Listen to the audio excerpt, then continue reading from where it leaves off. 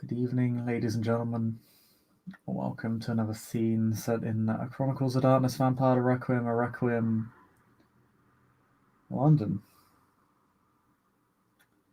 Tonight the scene is set at the Gibson Hall.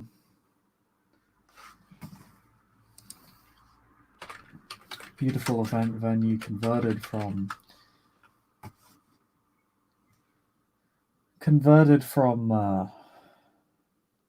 an old bank.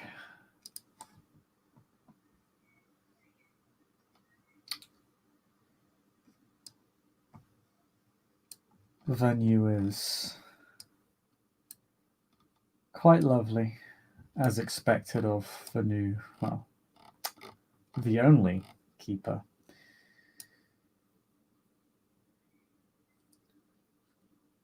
The surroundings being baroque, the lighting giving everything a sort of soft, almost pinkish glow. Chandeliers hanging from the ceilings and small tables for every little in group the city can muster.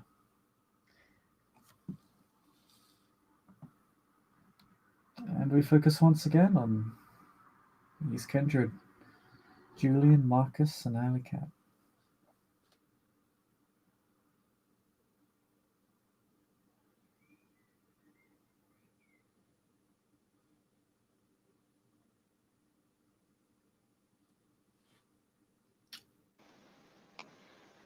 Sure, Alley Cat is gonna walk in. Just that. Walks in, finds a spot, sits down, waits, looks.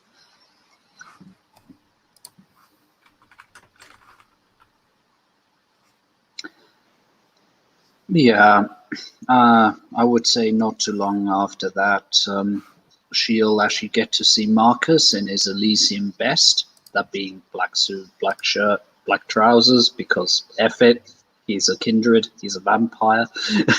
Probably time to dress the part. Caesar and waves. Hey, Alley Cat, mind if I join you? Ellie will, gesture to one of the chairs of whatever it is standing there. Says it's a free world. So I've been told. So I've been told. He says with a shit-eating grin as he sits down.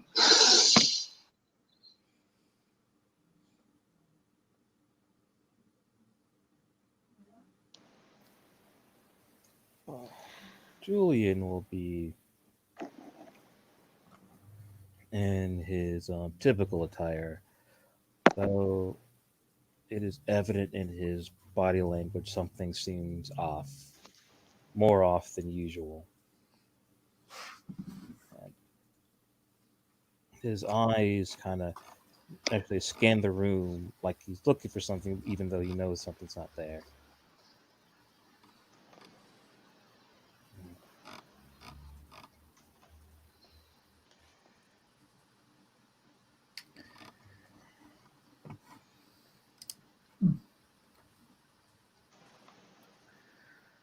Well, you're all very close to each other. You see a lot of the usual faces. You also see you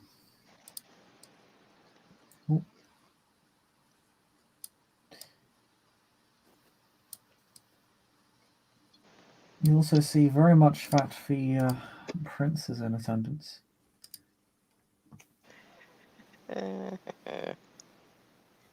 Arriving not too long after the sanctified supposedly excommunicated all kindred of his house from his from their church, and withdrawing any support for his praxis.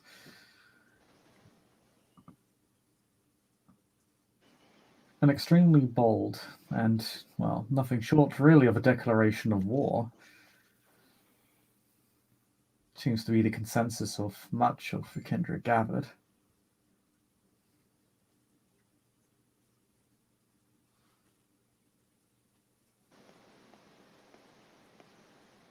Julian will kind of look over to where the prince is, doing his best to keep his composure. It's not necessarily judgmental or anything, it's just more eyeing him because he feels there's some type of ploy for him to show his face now.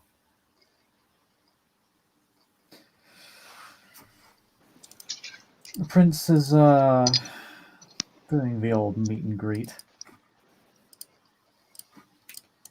He is with the current keeper, who is running this affair. Takes the opportunity to show herself before the prince. She hasn't really been seen much within Elysium up until now, which is very much par for the course for her.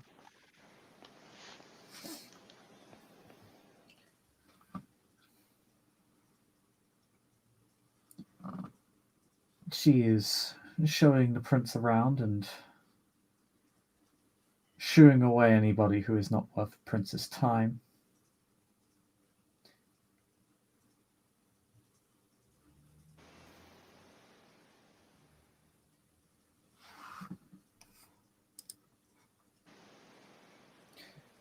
And as they make their way over to the center of the room,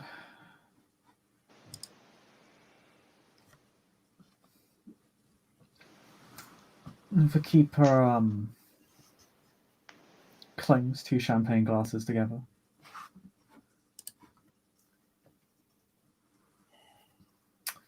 And the prince steps forward.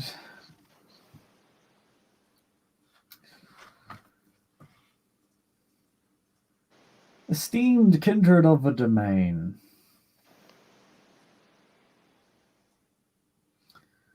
my apologies for taking up your time. I have but the shortest of announcements to make. It is my sincerest pleasure to welcome our new keeper, or rather,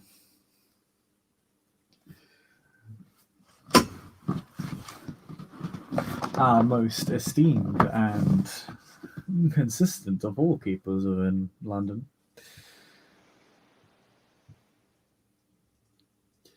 It is my pleasure to welcome her as a member of good standing within the establishment of my sect, the Unconquered, the Establishment, the Invictus.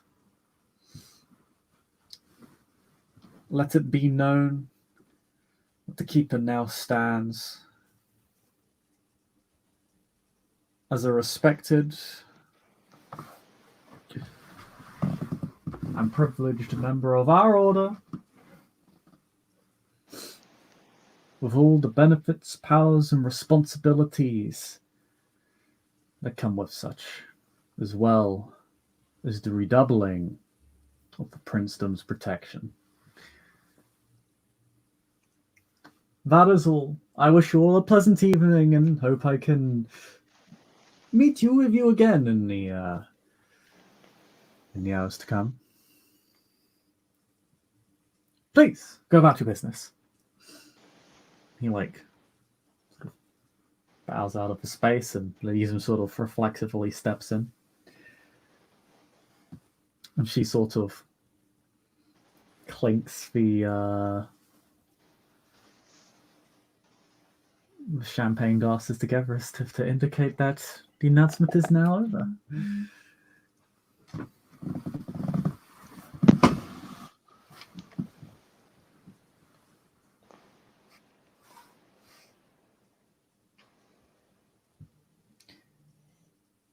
Julian doesn't quite understand the statement, but he puts the message in his pocket to think about later. So he'll say back to Marcus, it's like he's basically just trying to point out that he still has friends. And she, I know who she is, but I'm forgetting her name for some reason. She is no one. Laura Shade. Oh, sorry. Laura Shade. Oh. And this Shade is not somebody to mess with.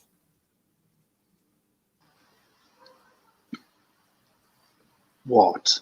Us? Messing with people? Well, I never.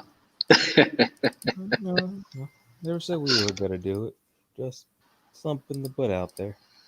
Oh, good to know. It's always good to know who not to piss off.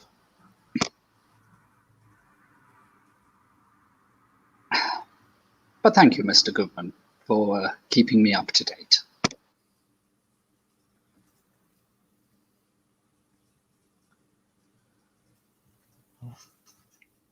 And Julie would look over to Alley Cat and kind of nod. Yep. She gives him like that half hand wave sort of thing back. What's up?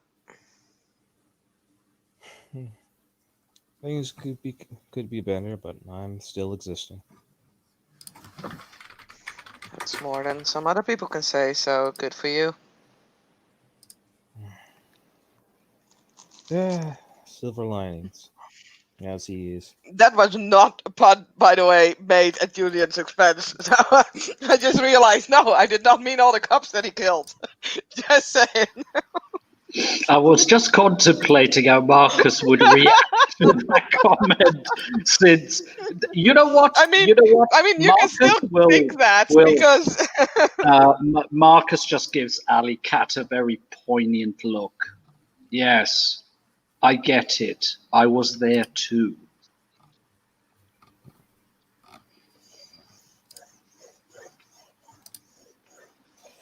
Like, it's alright. I was like, I'm pretty sure she didn't mean it that way.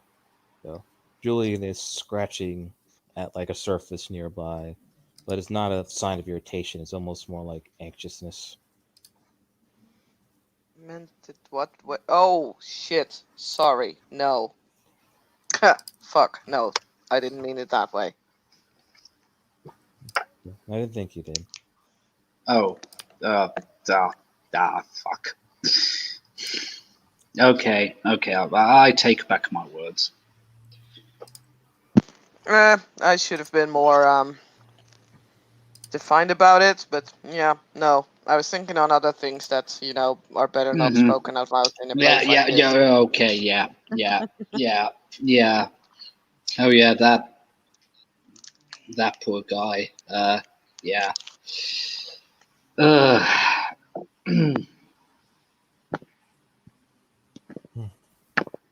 I hear your people are quite busy. Care to tell us about it? We're always busy. Oh, Well, yeah, I mean, the hustle and all. Yeah, no. This might not be the best place to Let's try to discuss keep it light politics. and entertaining. He puts an emphasis on the word entertaining. I mean, I'm not very good at entertaining people, but hey, if you can dance. I mean, I used to know a mean shuffle, but haven't danced in years. That's why the whole suggestion of going to a rave. I figured nobody would really, notice while they're high on LSD, DMT, and other shit. I'm a half. Yeah.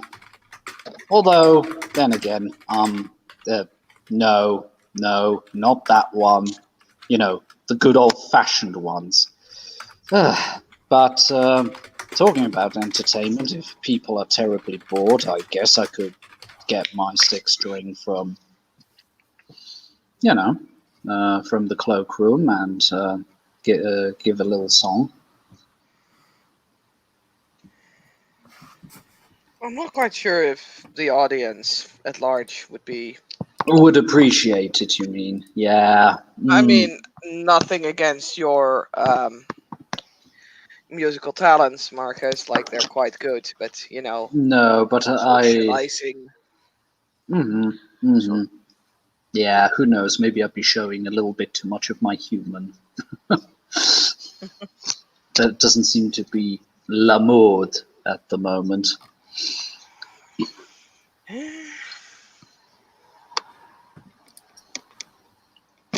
Probably not. You know, I've never seen the prince this close. It's almost as if he's trying to project strength. Wonder why. Sun Tzu, that's why. Yeah. I mean, I for one am quite happy to finally see the face of our illustrious prince. It's not every day that you see royalty. Quite true. Not every night that it that it graces our presence. It's hard to say if Marcus is being sarcastic at this point or not. I mean, it's pretty clear to see that Ali is totally sarcastic. Yeah. But Marcus is just playing this fine little game where it could be construed as being a little snippish, but plausible deniability. I mean, I don't think anyone is gonna believe Ali when it comes to plausible deniability. She's a Carthian. She's the grandchild of the former keeper. That shit probably won't fly. Besides, he expects that at least the prince fully well knows how much Ali knows, or at least where she was. So,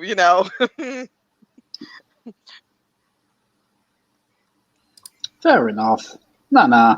And, yeah, I haven't got any classical music I could perform here. Nah. I've got the feeling guitar would probably be... Nah, come on, I've got the feeling my talents would probably be wasted here anyway.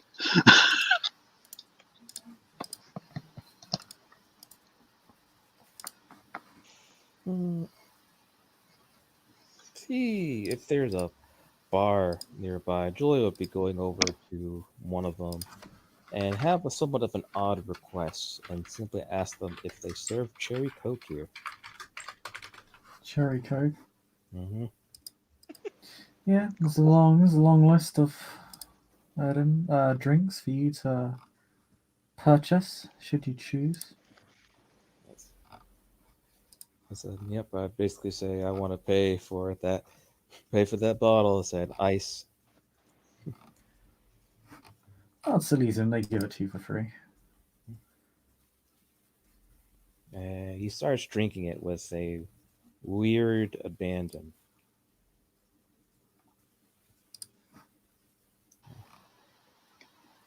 Marcus strolls over and asks politely if they have got a... Oh, sorry. Do you have a Blush of Life active? No, he'll be turning that on before he begins drinking. Okay.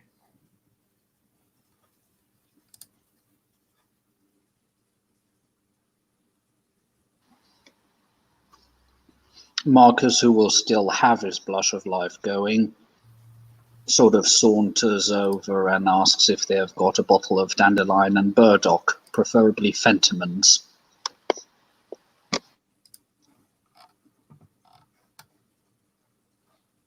Yeah, they got it. They have what you need, what you want. Oh, you mean they have got his fix, do they? Very much so. No, he'll thank... Joshua would like to enter the scene. Oh, whoops. Anyway. I'm pretty mad right now. I'm still... yeah, guys, look, he made us all put up sad wooloos earlier. I'll just change that. I am not a happy with this. This is disgraceful. You get that. Love you too, Bishop. Bishop, anyway. You killed my rhino. I'm making a new article about his dead ass rhino. Because they decided to murder it, raise it as a familiar, then send it into battle, and then they're like, oh, why can't it fit in the sewer drain? Because it's a fucking rhino. To be fair, that was Lydia, not me. But yes, continue with your points, guys. Sorry. So anyway, Marcus thanks whoever is serving them and slips them a £10 note, just out of principle.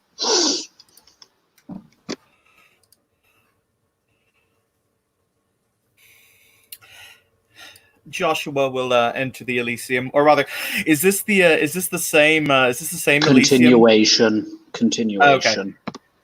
In that case, he'll disentangle himself from where he was seated on a chair with Isabella on his lap. So are we to assume, Bishop, that all the big declarations like the Sanctified announcing we are leaving and walking out will happen at the end of the Elysium in terms of its canonical timeline? Most of the Sanctified have already left. However, there is an announcement that has been made for those that decided to stay, such as yourself, that the Keeper has now been declared a member in good standing with the Invictus. Or a member of the Invictus, rather. Apparently has opted to join the old guard of the Unconquered. Okay. But Joshua will have remained behind. He has a smile kind of just plastered on his face, like one of those kind of everything is fine smiles. Everything is awesome. Everything is great when you're part of a team. Oh, you mean that same smile that Ellie has on her face? Sort of. Yeah, pretty much. You're part of a team. Right. No, that is the only announcement that has been made thus far this evening. Outside of that, it has been these kindred having a wonderfully pleasant conversation. Although, Oh shit! The prince is talking to them. Run away! no, the prince just made an announcement. He's off doing a meet and greet with other more important kindred. It sometimes We're pays not off part to of be. the importance. Oh yeah. Hey, sometimes it pays off to be a pawn. It's my preferred role. Mm. Yeah, you know what? Joshua will walk towards Alley Cat, leaning on his cane as he goes. He'll bow his head politely. He will order a rum and red wine spritzer because that's the worst drink I can think of. Oof. Marcus is sauntering over again with his dandelion and burdock, Fentiman's classic. He will. He kind of links. He kind of links eyes with Alley Cat for a minute as he leans next to the bar, and he'll say, "I'm about to go and have a rather interesting conversation, and I wondered if you'd like to join the very interesting conversation." Depends on the type of interesting, but sure, I'm interested. Bishop, who in the Carthian movement is currently in situ? There's a fair number of Carthians out and about. Why?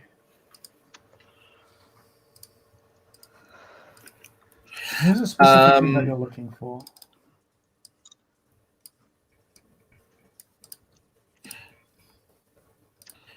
Sorry, I just have to answer a message. He's going to see if Stanforth is there for Stanforth. Stanford is present.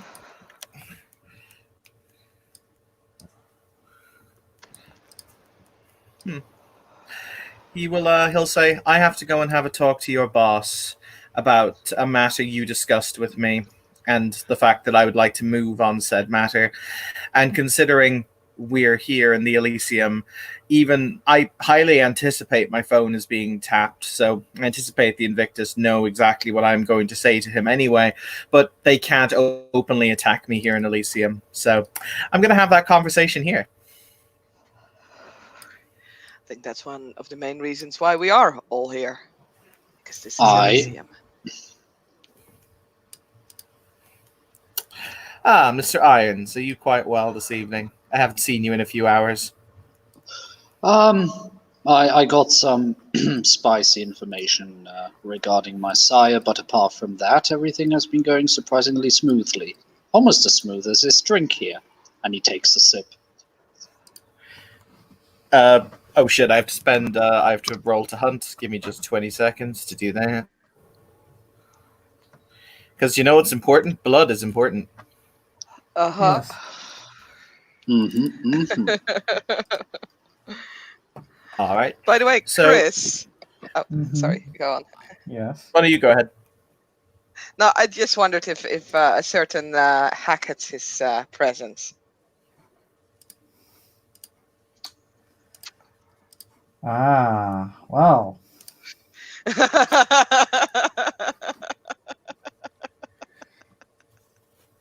Now that you mention it, Uh-huh. there is a rather familiar, albeit repugnant face. That is someone I might Yeah. have to talk to after this.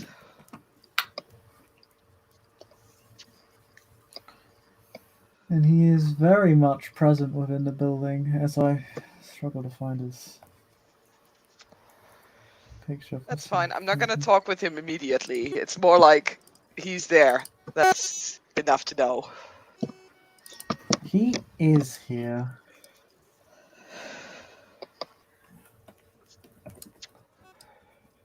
Oh. Yes. He is very much present.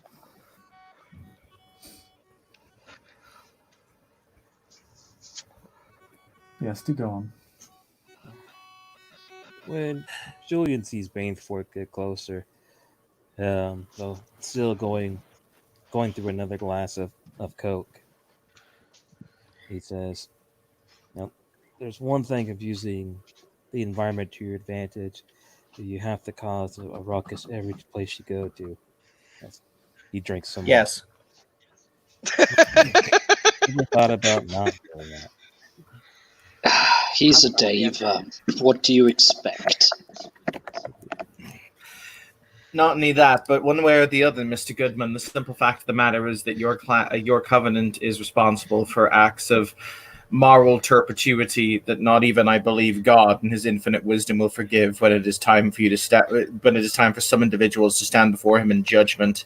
I will lever every advantage I can to have those whom are guilty dragged kicking and screaming into the light.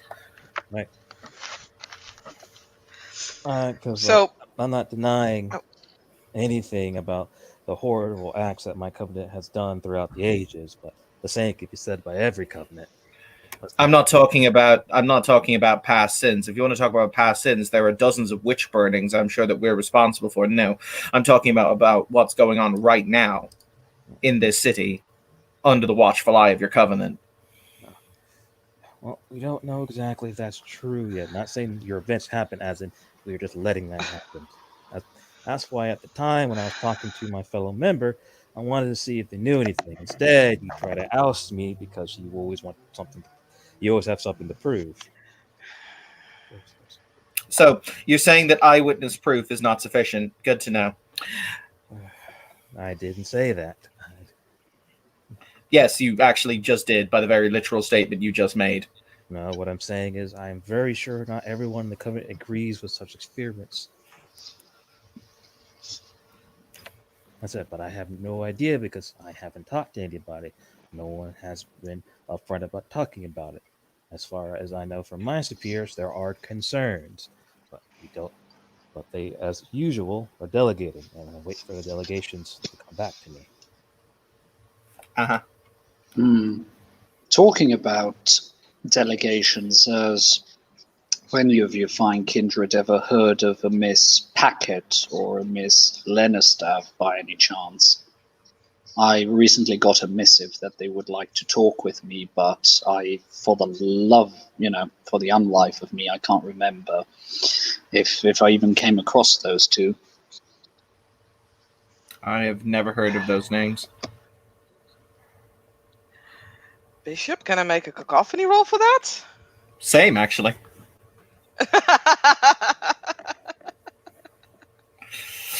I have cacophony. It's pretty great.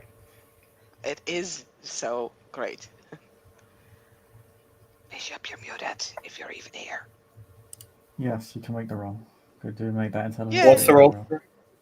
Intelligence streetwise.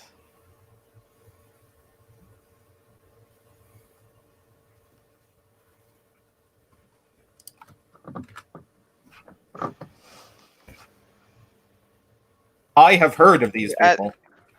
You add your cacophony to it, right? No, you don't. Just make intelligence plus streetwise. Oh, okay. Check. I have a success. I may have heard of them. You have heard of these people.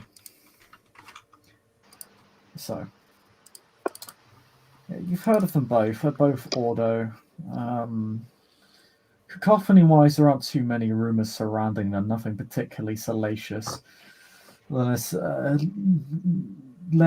is the one with the reputation. He's reputed to be a very powerful bully boy for the Ordo. Bully boy, soldier, operative. Nobody's really sure exactly what he does outside of cracking skulls, but people do know his job involves a lot of cracking skulls.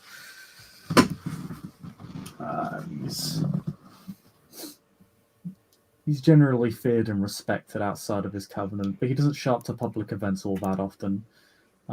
He doesn't exactly hide from them, but his absence is sometimes notable. As for Miss Paquette, there isn't too much on the cacophony about her, other than that she's an active contributor to it.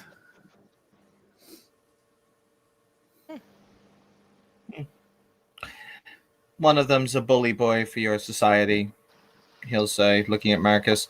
He tends to like to open people's skulls for shits and giggles. So Lenistav, I take it.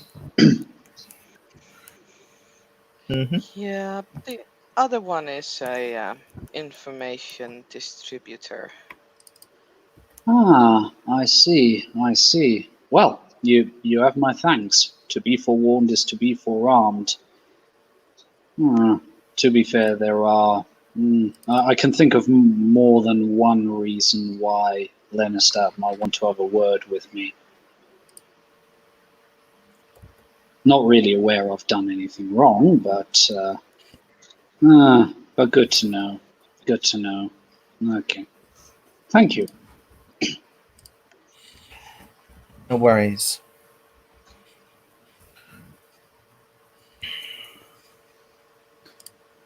But Miss Alley Cat, I'm going to go and have that conversation. If you'd like to hear in on it,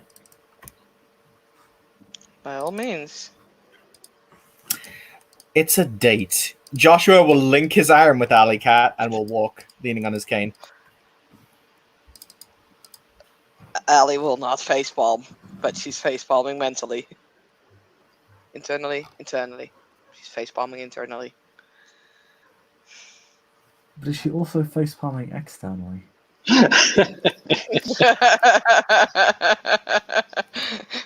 No. I mean, there's just something about... Allie, there's just something about Joshua. He's just so pretty. Look at how pretty he is. That sweet majesty. Look at how pretty he is. Seriously, does Allie look like she cares about pretty? Fair. You two have fun. Be back by 10. Marcus just adds to the awkwardness. Marcus is gonna get the middle finger for that. You're not my real dad. I'm old enough to be him, so you enjoy yourselves, you two. And he just laughs. I don't know why, but all that's coming to my head is that scene for The Princess Bride. You know, have fun storming the castle. Who the hell were they? I have no idea. Yeah, exactly, Goodbye! exactly. That's Marcus at that moment. Oh boy.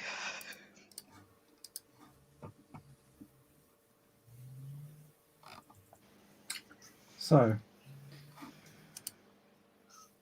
where are you going, my dear newest couple?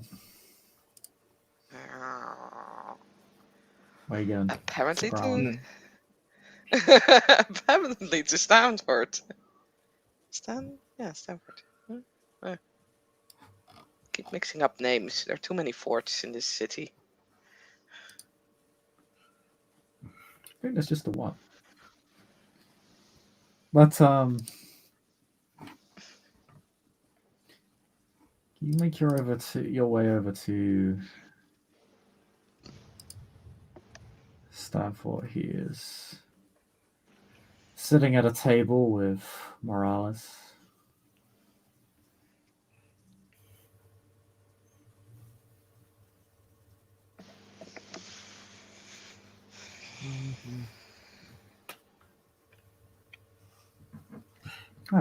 Joshua will. He won't bow, but he'll incline his head politely.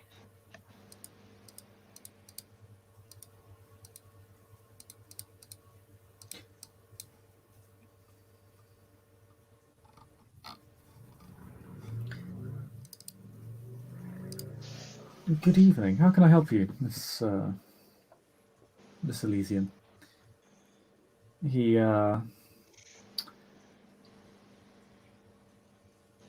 He'll stand up from his chair.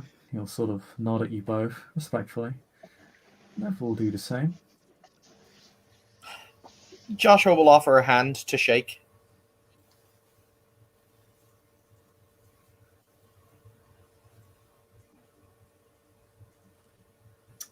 Shake his hand.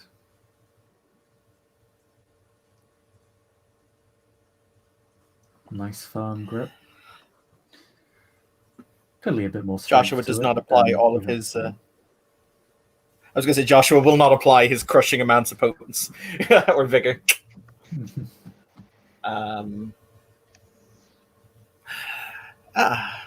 Good to see you both.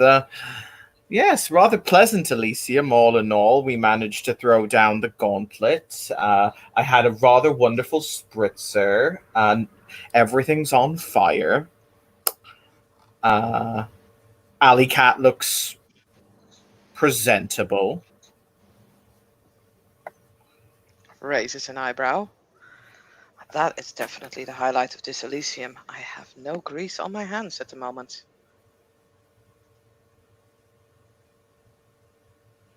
Oh yeah, for Anthony, who's just joined us, this is just the continuation of the previous Elysium scene, so Farthingdale is indeed here. Ah, right. But, I so, thought Master we Stainforth. left Yeah, Joshua will say, he takes, is there a seat for him to sit in?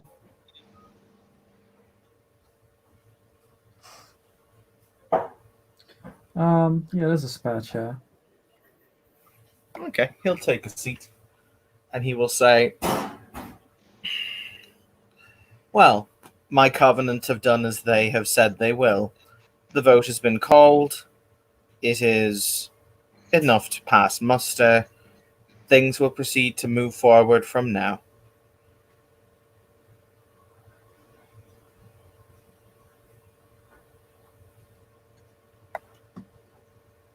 I see. I had heard of the announcement made prior.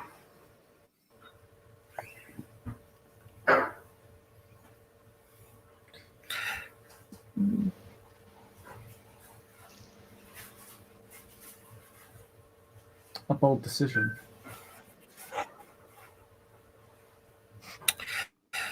When it is people believe they have God on their side, it tends to embolden them.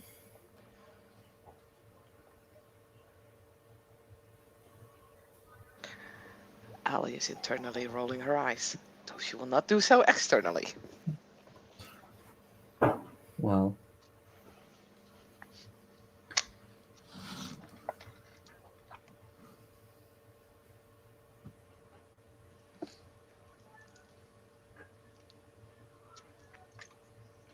I'm sure that will provide all the justification and power needed as as events move forward. He smiles. I had noticed the lack of the. His eyes flick around the room. Verve isn't here. She will be. So your declaration will be coming slightly delayed. I see her as a declarator, or declarer. Declarer.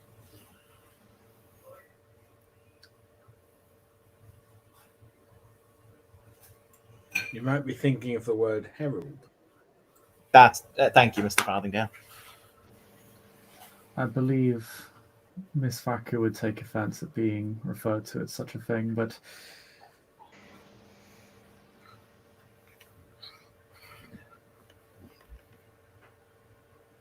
she has news of sort, yes.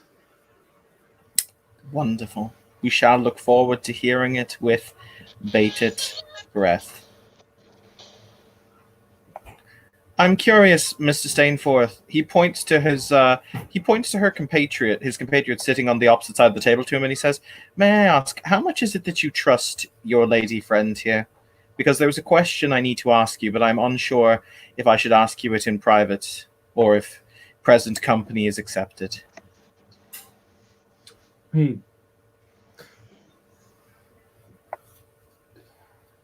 looks around the Elysium.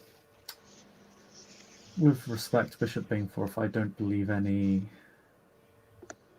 part of this Elysium to be considered private. Yes, however, unfortunately, this is one of the few places where we can speak, and our words cannot immediately be taken to violent action. The thing about it is that if you think that the Invictus aren't bugging our phones, listening to our conversations and reading our emails and text messages, well, I don't think you're paranoid enough.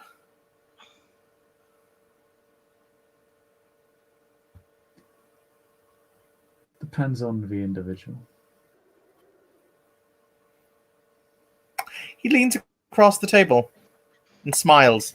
Actually, no, he won't smile. His face is deadly serious as he says, "An important question that I have been rolling around inside my head from left to right is where a very specific individual will stand in what is to come. And I think it is you understand intimately which individual I am speaking of."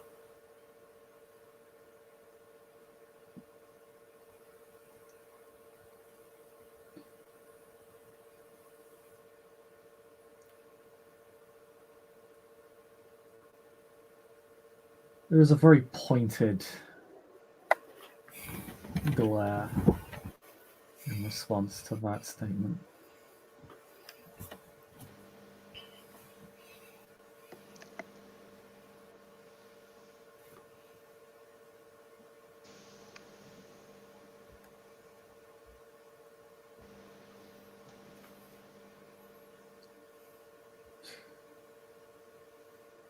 Why do you bring up such an individual? Because I know he has no love for the current princedom. I know that he has an immense amount of power beyond any of us here gathered, beyond you, beyond me, beyond the sheriff. I know that he could either be the most powerful asset or the most powerful enemy that we face. So I want to know where it is he stands.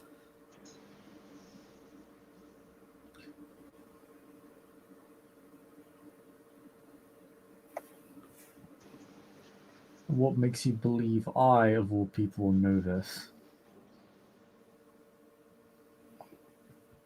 Because I don't.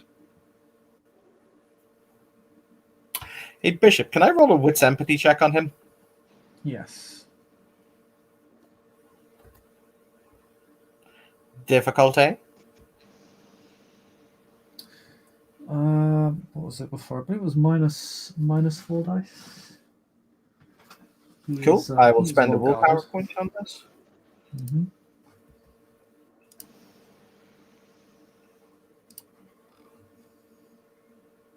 That's his manipulation score. I get a success. Okay.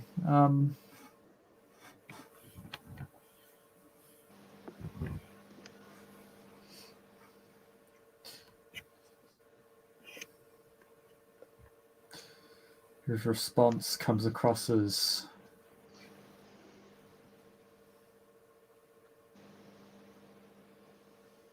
impatient, annoyed, aggravated.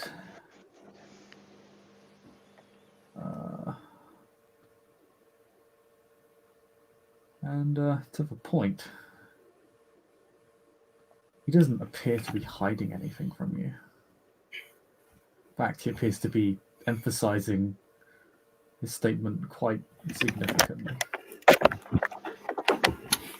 The thing that you have to respect, Master Stainforth, is the fact that everything I have just said is true as to the nature of this individual and his capabilities.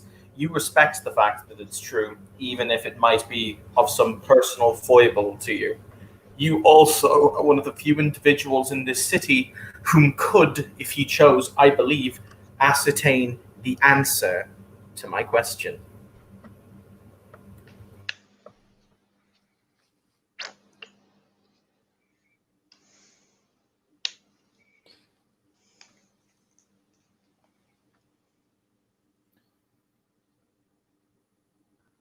I have no interest in interacting with such an individual.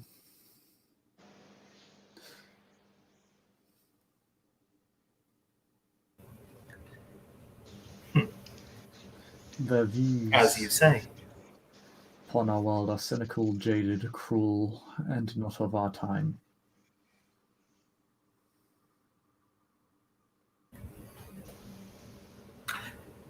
I look at a lion and I see a lion. It is cruel, it is driven, it is motivated by hunger, and yet I know the lion could rip a man apart. I would seek to understand the lion rather than simply leave it to its own devices. Out of character, that line about the lion, how easy or difficult is it to hear it? They're quite a ways away from you, so unless you followed in, everybody here. No is problem. attempting No to be problem. subtle. Yeah, this is an attempt at a private conversation, so.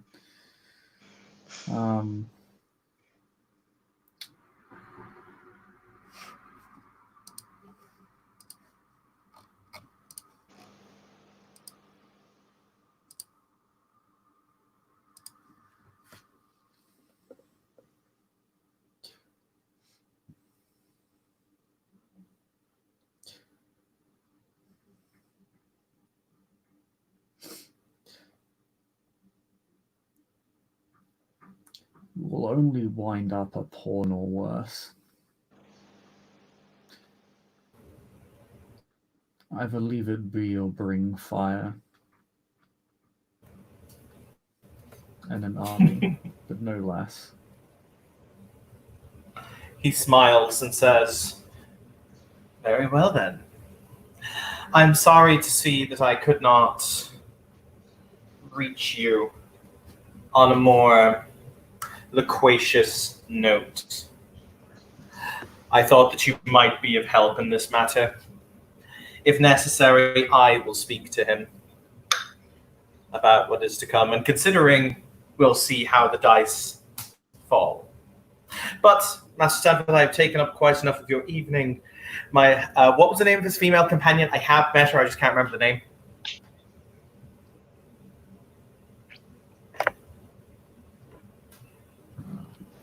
Nova Morales. Miss Morales, a pleasure as always. He will say as he inclines his head. He smiles at Alley Cat before he'll say, "Wheels within wheels, cogs within cogs, and mirrors within mirrors." That's the nature of our existence, I should think. I think that's what we make a nature of. It doesn't have to be that way. People just choose it to be that way. Well, He stands up, he bows his head again, and he'll say, "Now then, my drink is empty. Mr. Farthingdale, we shall retire to the bar, I think." Very well.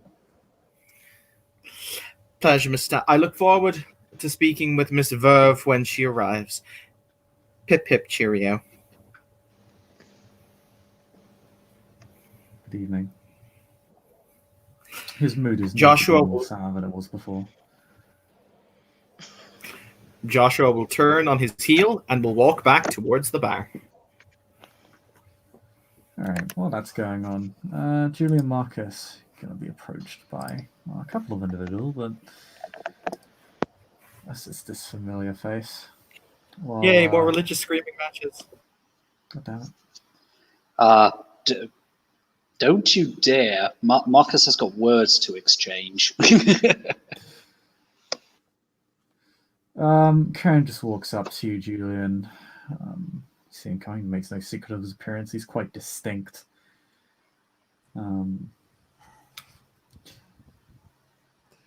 I've just wanted to apologize about the incident a couple of hours ago. There is a very evident look of shock on his face. I won't lie, but Marcus will have big eyes for that comment. Yeah, and he's not Kindred like, saying, "Sorry, what is this? This isn't real." and it's not like he feels like it's disingenuous or he showed weakness. It's almost like it's almost basically it's just his admiration, and he goes, the fact that you're able to apologize when he struck first shows a lot. I have a history of the sanctified, and I went very scattergun. I didn't mean for you to get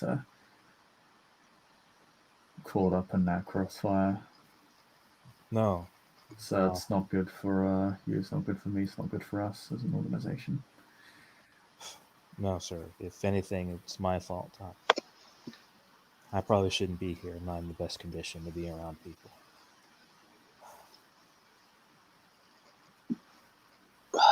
Well, glad to see there are some kindred around that can behave like grown-ups. To you, Master Cern. And he finishes his dandelion and burdock. Not a terribly masculine drink, but fuck it. It's Cam, but that's fine. He sort of smiles. The mispronunciation of his name appears to have grown on him at this point in time. And if I mispronounced it, I'm sorry. I'm bad with Celtic languages. It's no problem.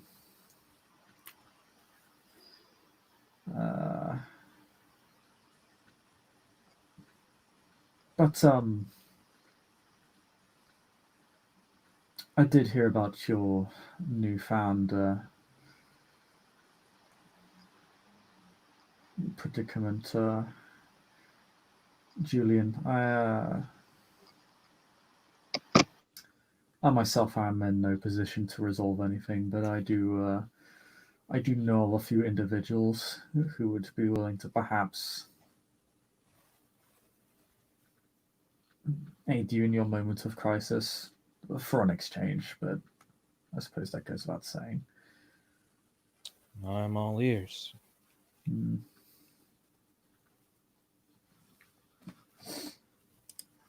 If anything, as he kind of has a sheepish look on his face.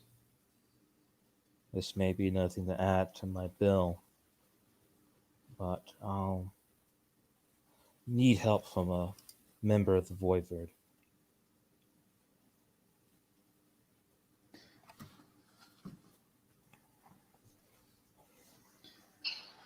The individuals I know of who could help you are not of the Voivode, but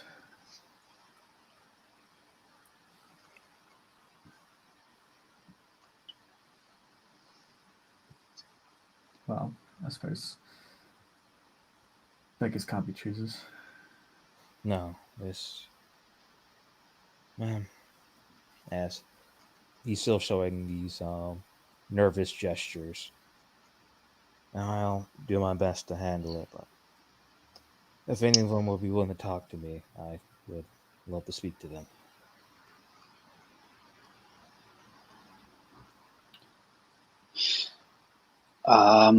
Could Marcus do a wits empathy check, because there are a few things that are triggering his alarm bells, and as somebody who has a ghoul, or to be more precise, blood bonded people, I want to see if he recognizes one or two of the signs. Okay, yeah, make a wits empathy roll. Penalty is only -2 for this character. Okay, only minus -2 is not two. particularly subtle. Am I allowed to use a willpower? Because this is Oh, something very important for Marcus. Okay, thank you. There are very few dice rolls you cannot use willpower on. They're specifically stated when you can't. I can't actually think of any off the top of my head. I think there are 1 or 2 in existence.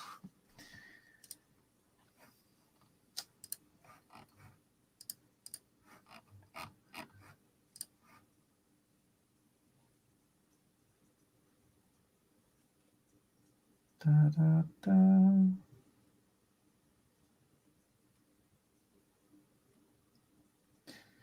Okay.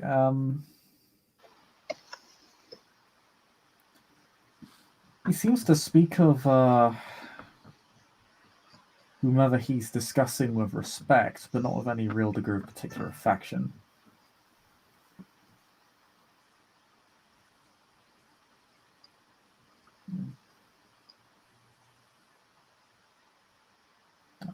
That is what you get. Okay. Marcus's eyes just narrow as he looks at Julian with a classic, I think you're not telling me something, mate, expression.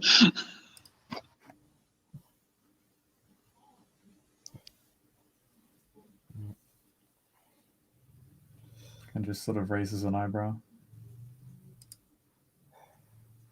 That's it. And he nods to that, or he nods to what Karen said, and he'll respond. Whatever needs to be done to make sure no other shame gets brought onto the order due to my decisions, I will do. Oh. We all have our moments. Yeah, Thistle expects better. But speaking of which... Oh no, bye-bye, Alley Cat. Bye-bye. Bye-bye. Bye-bye.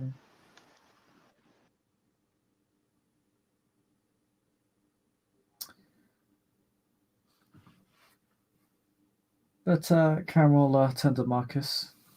There is another reason I came here. Oh. There's another reason I came here. Mr. Rance, if you would like to follow me, a couple of individuals would like to have a word with you. Not by any chance Packet and Lenistav.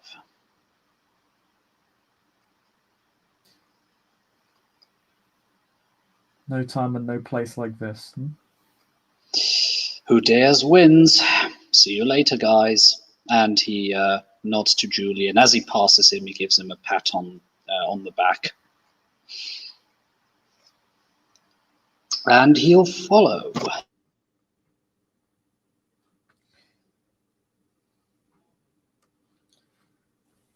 Joe will give a reassuring nod to him as he leaves. They'll lead you into another hall, or however he'll lead you to another hall. Which there is a table. Where several order are seated, including these two. But as you approach, the three Ordo sat with them, clear the table. And Lenistav offers you a seat. Just sort of gestures towards one of the chairs. Karen will just take a seat himself. Marcus sits down. Well, actually, as the other order members going, he just was, good evening, fellow colleagues, and sits down, cradles his fingers in each other, puts it nicely on the table, and waits.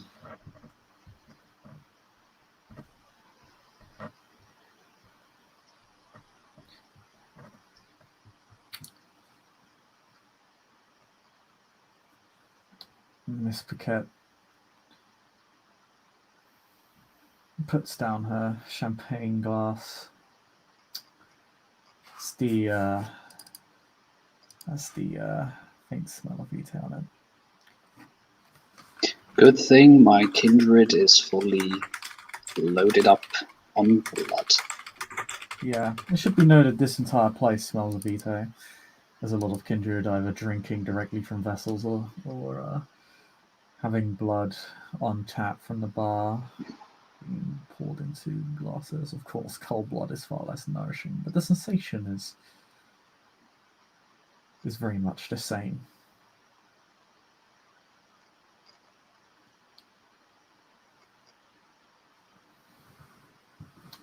Mr. Irons, it's good that we've finally been able to get a hold of you. For all of your publicity, you seem to be a difficult man to arrange a meeting with.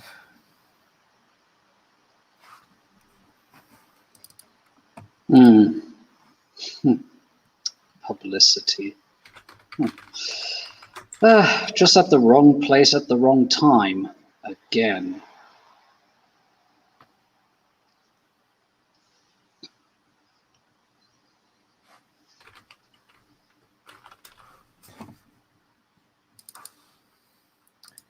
Well, I suppose an Elysium is a better place than most to conduct such a meeting. You and I already know each other. This is Giorgio Lenistaff of the Axe. Good evening, sir.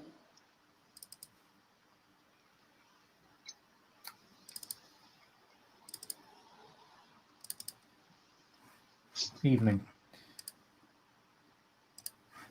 Companion of the Axe, by the way. Duly noted. I'm actually just double checking the titles, but I believe Companion is the highest rank an order can have among the Axe. Or the second highest.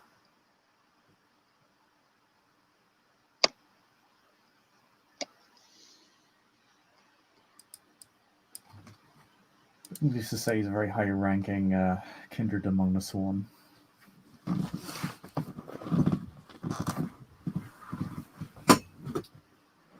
I've been hearing about your deeds. He speaks in a thinly veiled Eastern European accent, but his English is very fluent. Duly noted. Oh. In fact, both of us have. So, what scandalous slander has been talked about me behind my back? And he gives a smile, obviously meaning that in a sarcastic way.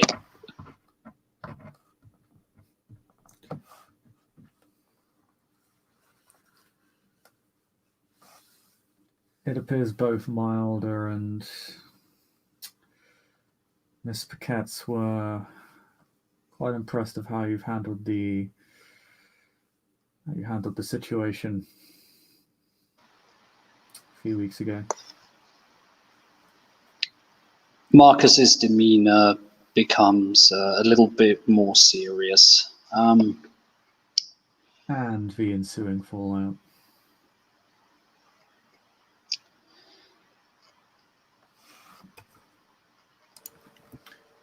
Thank you.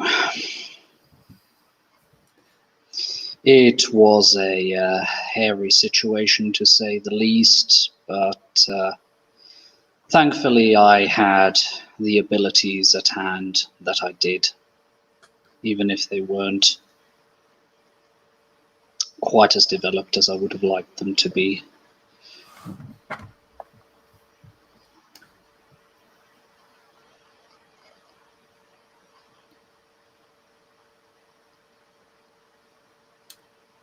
Both of us have had an eye on your development over the past few months, including your successes on your mission, the successes in your missions prior to the now infamous incident with the police. You've both come to the conclusion that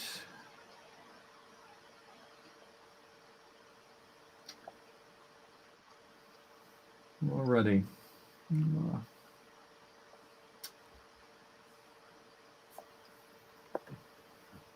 worthy of the time of the Sworn.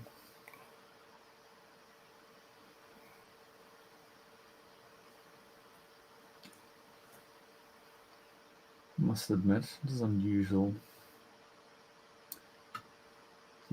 for a kindred to be presented with options. I suppose it just goes to show how you've impressed us.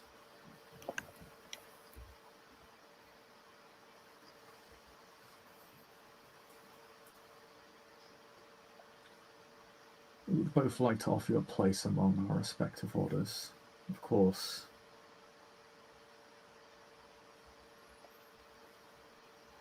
Such offers are mutually exclusive. Of course. Myself and Miss Paquette have already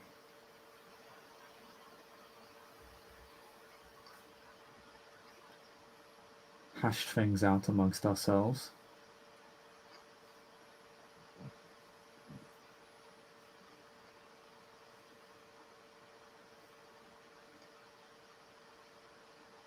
You do not risk gaining the animosity of either of us by declining.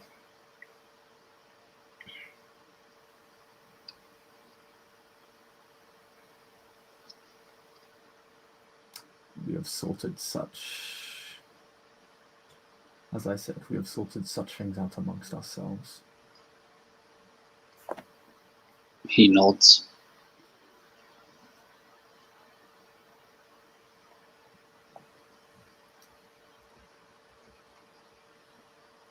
So the choice is very much yours.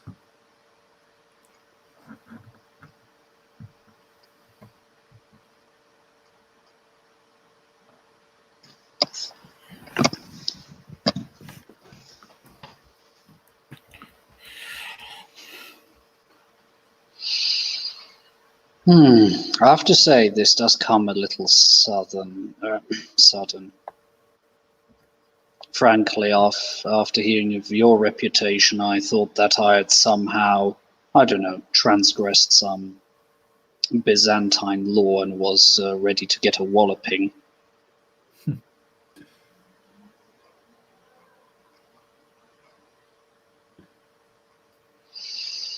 It is the ignorance that perceive a warrior as a common thug. He smiles at that. Quite true. Of course, those outside the order are free to their rumours and gossip mongering. I don't really care. If it keeps them from getting in the way of my business in the orders, then perhaps it is for the better. That is neither here nor there.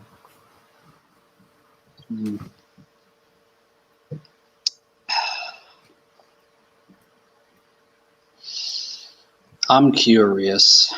Maybe you'll deign to enlighten me on this fact. Aren't you worried that as to the nature of my tempered vitae, aren't you worried I could go berserk on you?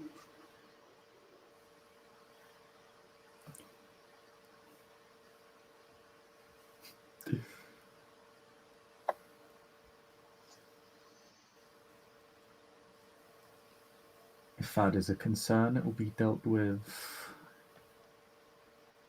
if or when it occurs. Hmm.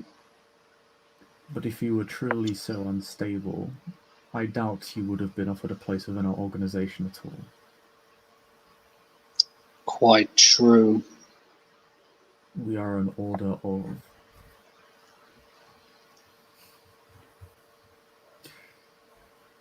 scholars, explorers, and guardians.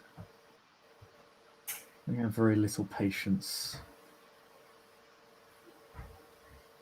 for lunatics and the frail-minded.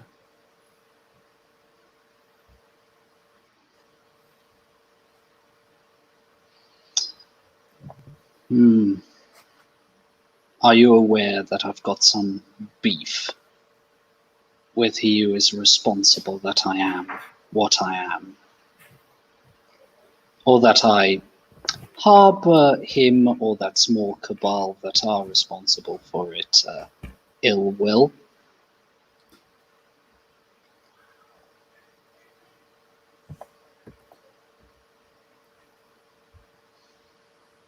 We don't expect everybody within the order to get along.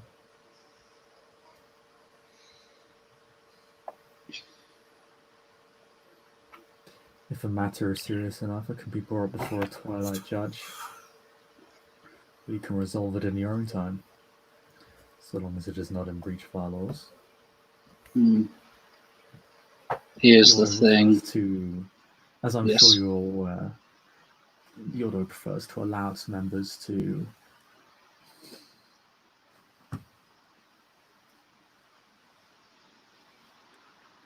act as independently as they feel they need to be. Hmm. We are not as the Invictus or the Sanctified.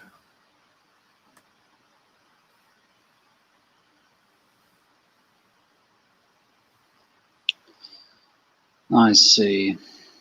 Would you be able to at least tell me if the kindred known as the Wolf is in any of the sworn?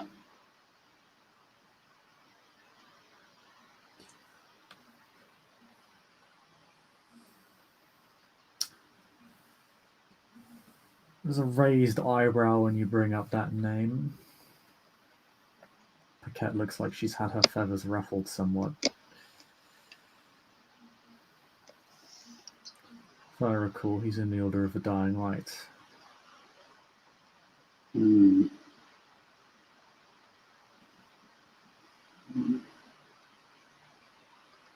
If that is who you are in conflict with, I feel very sorry for you, and you have my earnest sympathies. Hmm. I could easily get over the fact that I was made kindred. That just happens, apparently. Oh, trust me, if you were not over the fact, you would not be here. Hmm. Hmm. But then again, I am aware that I was experimented on, that I was tampered with, and that a few other personal egregious things did. Either he or one of his associates was responsible for keeping me for half a year, mostly in a room like some caged animal. You don't need to be a venturer to not appreciate that.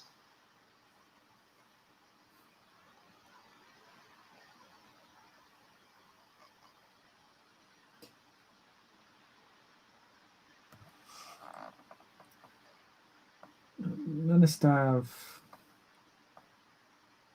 considers your statement, but doesn't seem to express himself very strongly either way.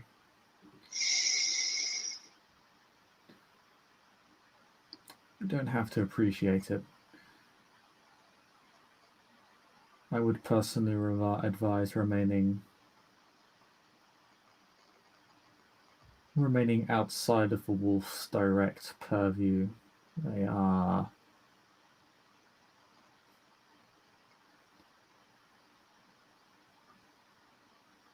larger than you or I. That would explain some of the triggers that happened in the last few months. Commands embedded in my brain and me not even knowing that they're there. Memory missing. Consider, But enough of my personal gripe. consider the matter is one of three-dimensional chess. You are on one level. You have the potential to enter another, and then above that level there sits entities such as the Kogan, the Wolf.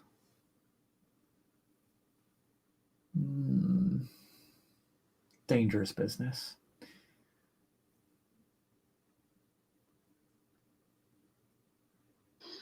Out of Generally, characters, I'll quickly have to swap, change to my cell phone, and then I can continue. Sorry, that's no guys. problem. I kind of want to ask a question from the stands. What's the order of dying like? Because that sounds badass. It's They're the the ones- Orbiticals. It's their research division. Yeah. They're the ones who. I thought that create was coils, I thought that create was skills. mysteries. Mysteries. No, they're the is social. political. They're the legal. They're the Yeah. ones who law for the sect, and also kind of act as their diplomatic division as well. Like they're the ones that mandate certain interactions with other covenants. So what's the So for, voivodeship then? That's a type of coil. That's a type of coil. Yeah, Coil of the Voivode. Oh yeah, that's something that lets you do mass embracing and shit like that, isn't it? That's also the one that lets you like claim an area and be like, "This is mine now." Well, there's the mystery of a voivode, and then there's the coil of a voivode. A mystery could, in theory, contain multiple coils.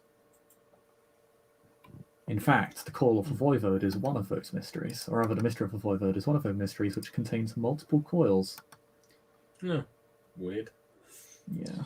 Well, it's the fact that no matter what coil or even mystery you're on, you can tend to learn any scale. It's just harder. Yeah. Neat. Basically, your outside call is considered an out-of-clan discipline. Oh, welcome back, Marcus. But no, Miss Pacat will say to you, Marcus, think of it as three-dimensional chess. You're one level and being offered the potential to rise to another. We exist on this level, and then at the third and final level, there exist entities such as the Kogan, the Wolf, and other entities. Very dangerous business, and generally not worth the time of involving oneself with. I personally find that pacing is very important in these matters. Many among the young feel the need to race each other and those above them to positions of power. It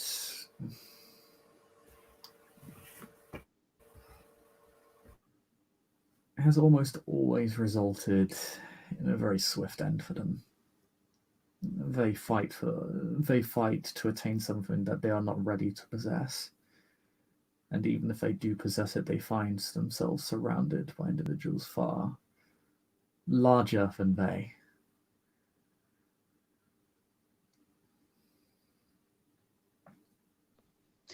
He nods and he contemplates that. Of course, there are always exceptions to the rule.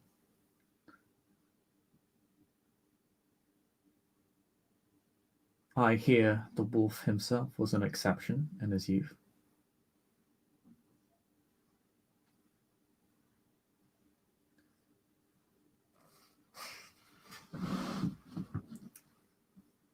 But I would warn you against acting directly against them. Frankly, at this... Oh, pardon me. I would suggest you have a very strong case if you are going to.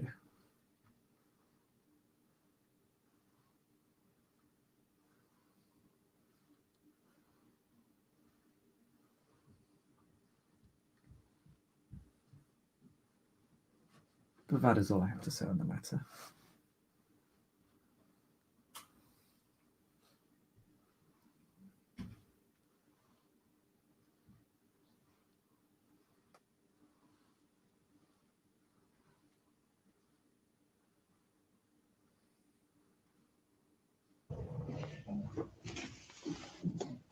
Mhm. Hi. Choices.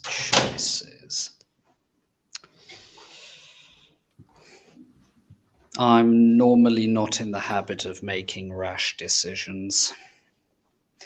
I don't take it I could be given a night to think about your proposal.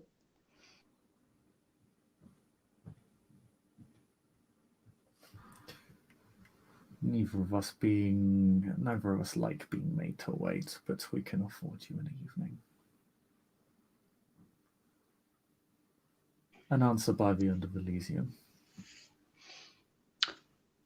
I can live with that. Thank you very much for your patience.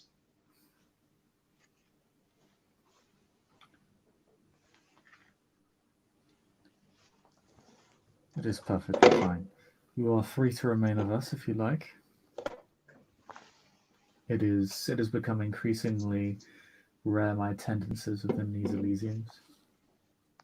This one is it is very much a tinderbox, I find. I'm enjoying it. You can smell the civil war in the air. You fight it enough of them and you get a sense for them. A taste. Or you've been in the middle of them, in the middle of the day, and seeing what regime putsches can have for an effect on the people. Marcus is clearly speaking from personal experience here.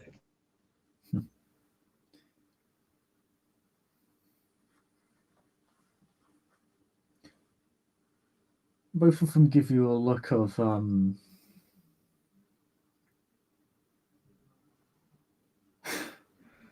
it is very much the expression of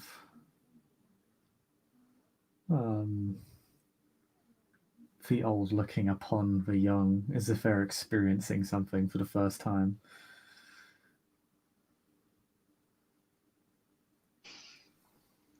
Marcus just dead stares them back with the expression of a man who has seen more death than he probably should, and enough for several lifetimes.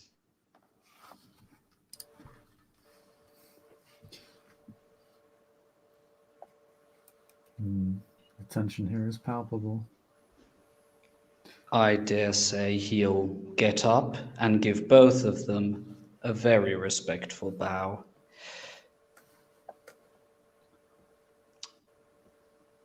I shall go and ponder your proposition. Once again, thank you very much for your time. Evening.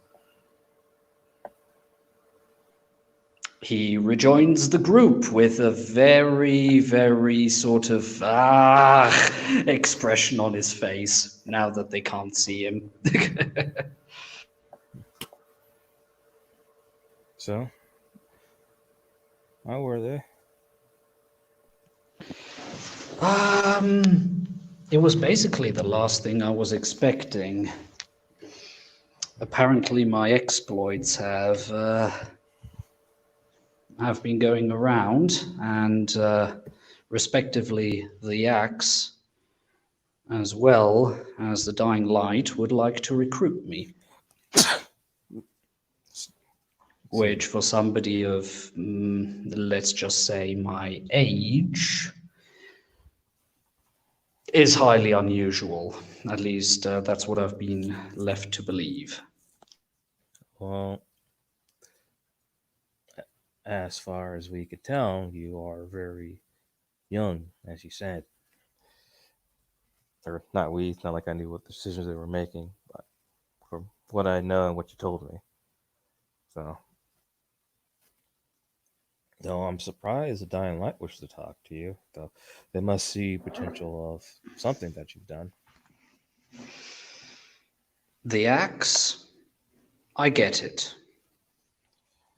Oh. The Dying Light, that genuinely surprised me.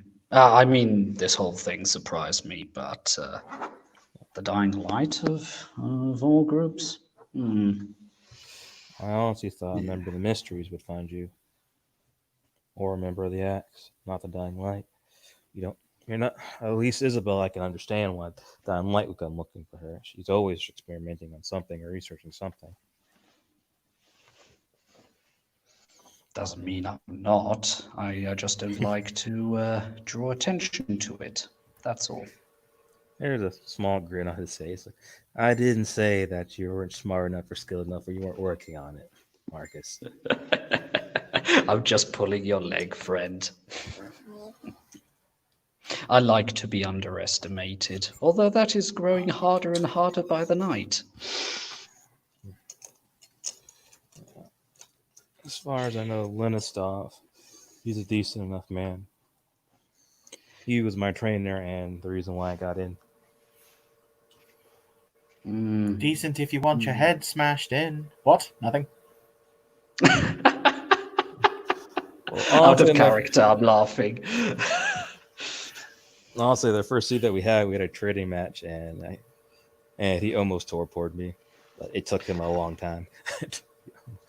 I bet he will have a far shorter time of it. However, they will want an answer by the end of Elysium, so I'm very surprised at the timing. Very. Well, the thing is about the Sworn, it's a mixture of recruitment and volunteers.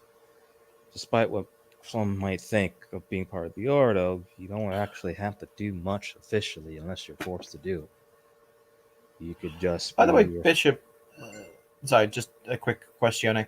What is the mood like at the moment, just as a general kind of reading the room? I guess he's still BRB. Oh, he's BRB. Sorry, continue with that. Your point, Julian. My apologies. That's right. As far as I've always been told, we probably, in comparison to most covenants, we are the most independent or codependent out of all of them. Maybe the Crone is probably the closest bet, because we're very big about individualism. So that breeds good and bad things. And one of the bad things is that means people don't volunteer to do the hard stuff.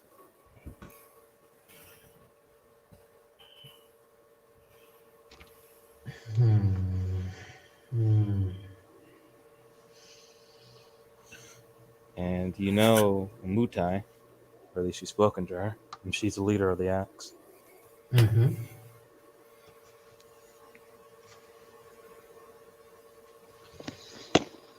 Yeah, I also found out that, let's say, if I were on level 1, and the 2 individuals I spoke with are on level 2, the friggin' wolf is on level 3.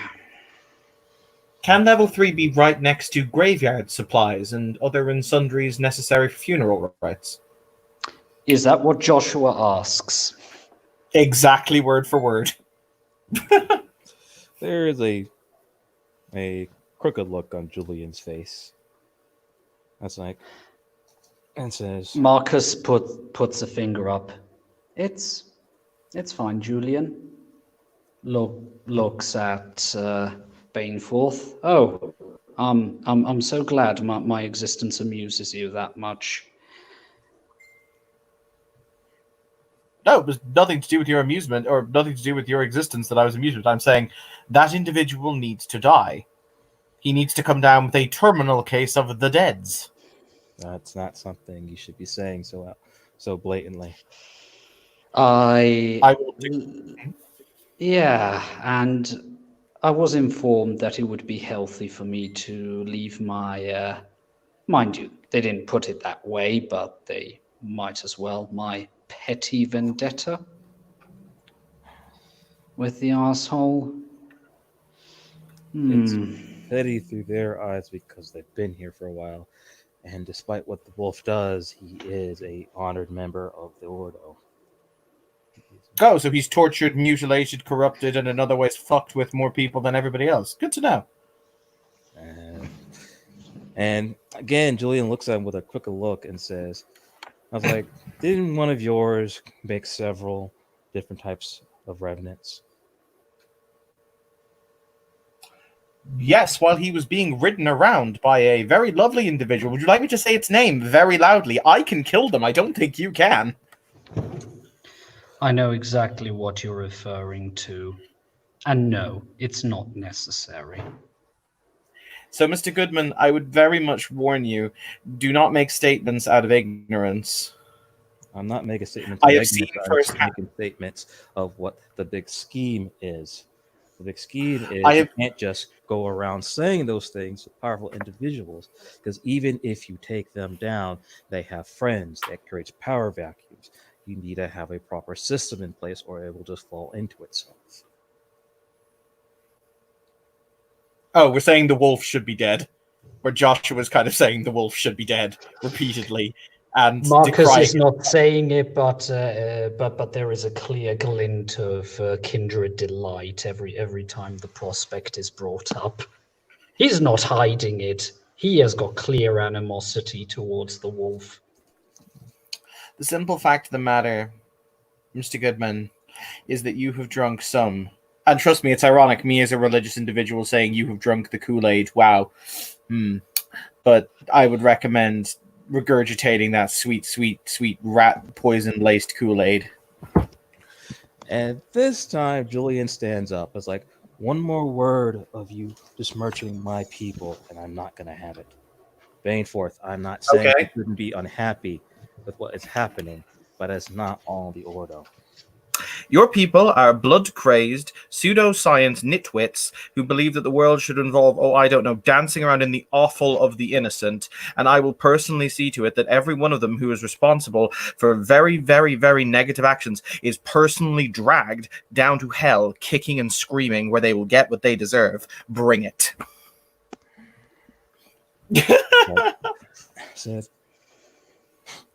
And they say, so do you wear that pride with so much honor that you don't understand the own mistakes you're making? That's all I ever see from you.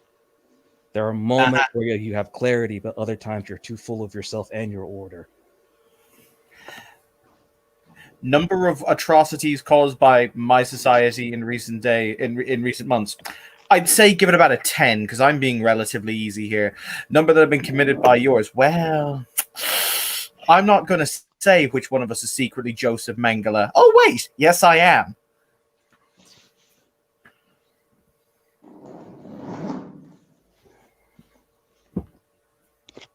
Julia takes a moment and audibly breathes in and out.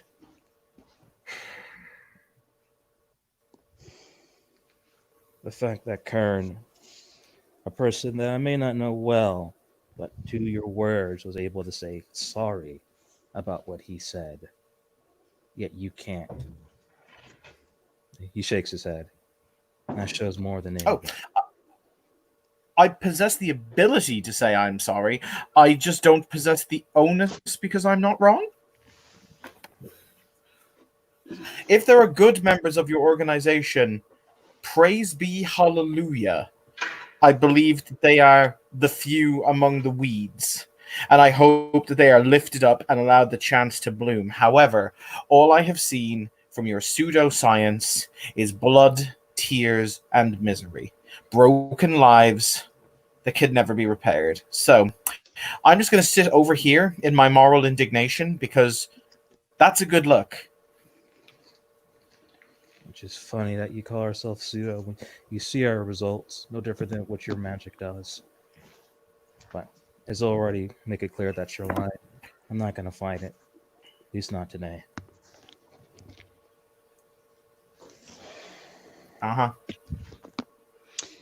Marcus just strongly exhales and says, "Gentlemen, if you excuse me, I need a cigarette." And walks out. and genuinely lights a cigarette and mulls everything over. Nice at and on least one his own. I at least have one more conversation to have before the night is out. So, Mr. Goodman, I think that you're trying to be a good man, and I pray that you see what you're doing. I pray that you are shown the enlightenment to see what you are doing and what your organization has been doing is wrong. I hope that you are one of the good ones. I think you are. Be a better person, Mr. Goodman. And he will just stride away through the Elysium.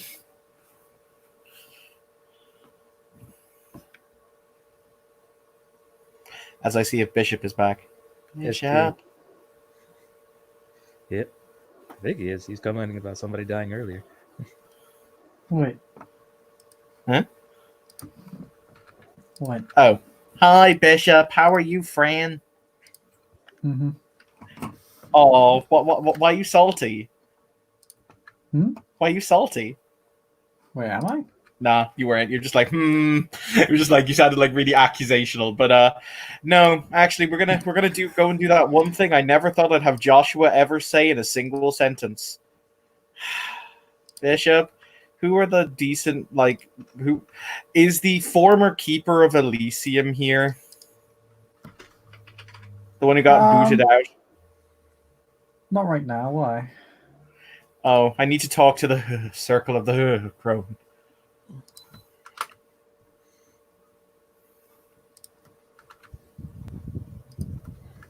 Or, ooh, is that Constantine fellow here? Because I actually have to thank him.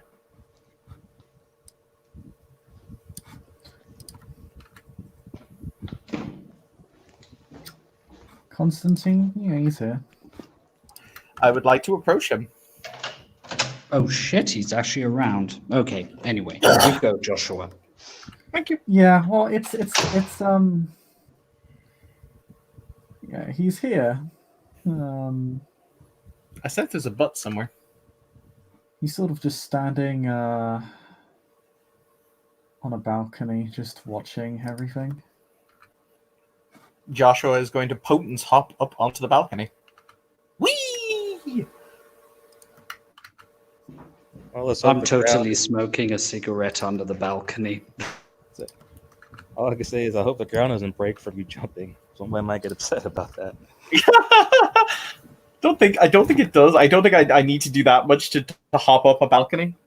How much? You don't have that much vigor, so I don't think it'll break. I have 3 vigor, so that's a pretty reasonable. Okay, oh well, yeah, actually, depends on if actually, XP but- spent. So yeah, what he'll do is he'll hop, but he won't hop very far. He'll then grab onto the wall and find a groove and then hoist himself up. So he's not going to jump all the way up because that might do damage to the floor. Or he can just walk up onto the balcony, one way or the other. Or he can be a filthy normie. A fucking pleb. Anything but that. No.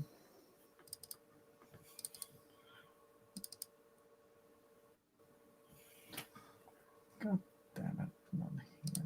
All right.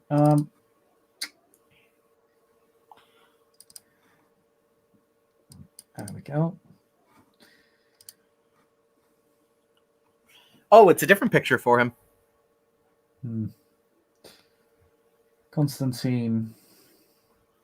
His head doesn't move, his eyes twitch in your direction before looking back out over the crowd. I'm led to understand you helped my childer.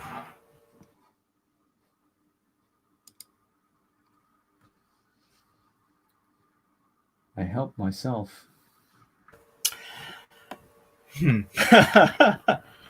How ignoble a statement.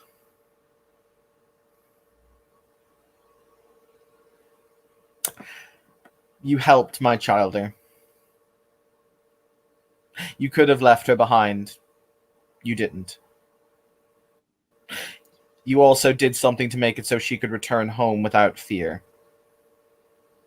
I owe you.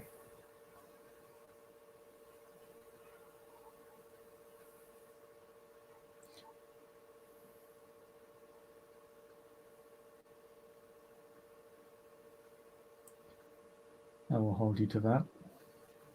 Do. As a matter of fact, I'm going to repay the debt right now, if you'd like, with a piece of information you might find of value.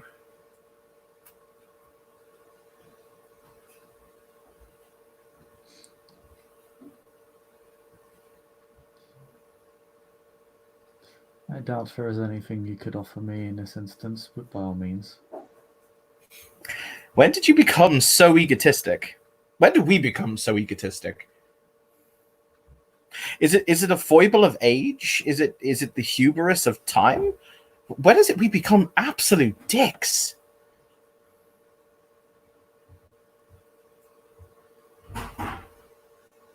I'm not acting in arrogance, I'm merely not hiding my intent and my purpose.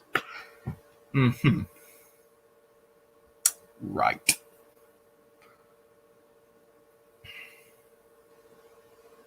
In the next here for a purpose. Yeah. In the next few months. Can I ask a weird question, Bishop? Sure. Do we know that the Theban sorcery rituals that are printed in printed materials exist? Oh, pardon? Do we know that like various different Theban sorcery miracles / scales and disciplines, do we know that things like that exist as long as they are not printed as being like super special, weird malarkey?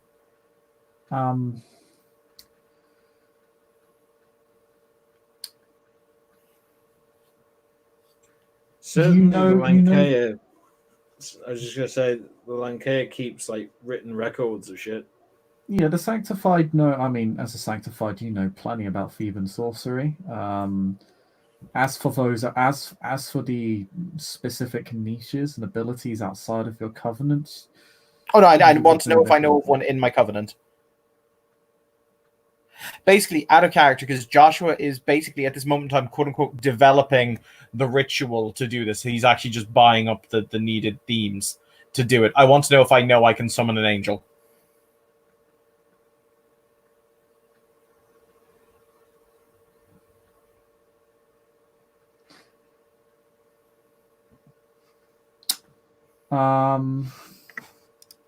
Sorry.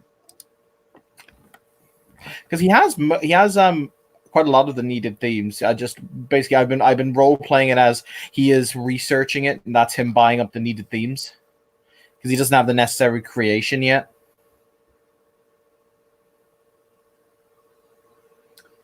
Yeah, you won't be able to purchase it until you have creation, I think. Yeah, but I want to know if I can know the ritual exists. Just roll me an intelligence plus a color roll. Yeah. Incidentally, Bishop, as I've been reading through the rules for buying themes and stuff, I suspect you can buy a ritual without actually having the requisite themes, but you can't actually cast it. Because learned rituals are cheaper, and you get learned ones as you get themes. So I suspect that he could buy the ritual, just not know how to cast it yet. I succeed on my cult check, by the way. I think I'd rather just people purchase rituals they can cast, because then it's less confusing. But yeah. Yeah, that's entirely valid. I don't necessarily dispute it though. Yeah, I don't necessarily dispute the statement though. We get a free ritual with every dot of themes we get. What I mean, Bishop, is he can buy the ritual Mm-hmm. before he has the requisite themes to cast it. Yeah. He still has to buy the damn thing. He just can't cast it yet. Well, as I said, the way I've been doing it is we get a free ritual whenever we buy dots of themes. So he's just going to wait till he buys his guidance 5 and buys his creation 5 and buy the ritual. But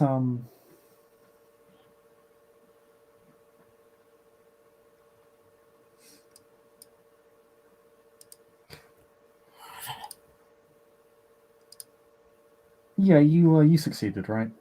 Mm-hmm. I presume you did. Yeah, you know the ritual exists.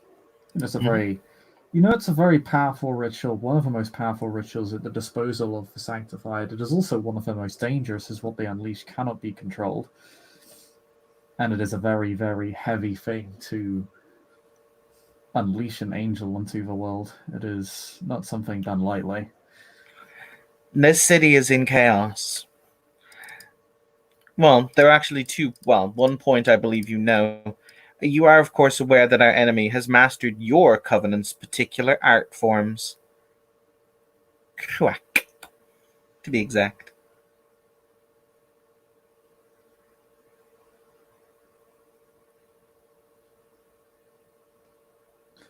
Doesn't say anything in response. He's just listening to you. I intend to, in the next few months, there is a weapon in my Covenant's arsenal that may be able to match these entities toe for toe, and I intend to speak it forth to do us aid in what is to come. Because I sense, as I'm sure you do, the fact that everything that has happened, this conflict, the abominations that have been taking place, this is all too pre-planned and premeditated. I suspect we are all being manipulated behind the scenes.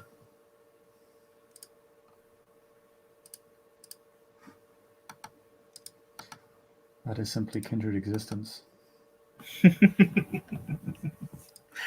Quite so. Quite so, indeed. But it seems as though you and I have very similar enemies. So, I propose that we work together in an attempt to banish them. My Covenant have arts. Your Covenant have arts that could be useful. And if we share and pool information, it becomes easier. So I'm offering you my hand. He will say, literally extending his hand.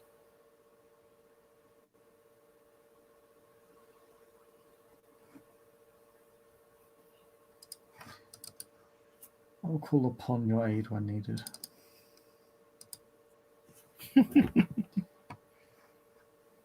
Oh my.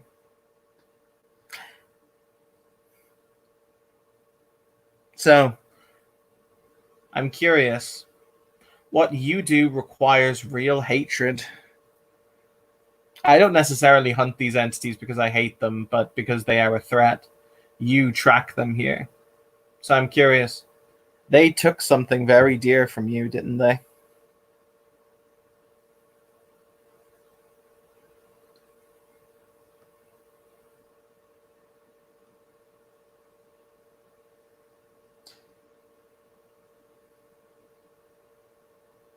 They are a threat to our existence.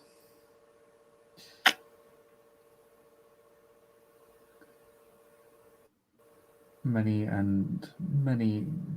would and do hide upon their arrival. Too few in modern knights are willing or ready to defend themselves from such threats, and as such it falls to individuals such as myself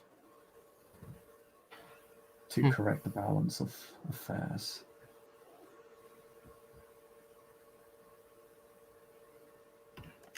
This is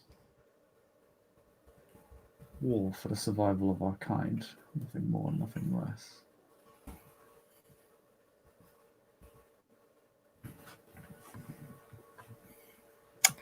Then perhaps you'll be able to give me one piece of information before I leave that may be of use.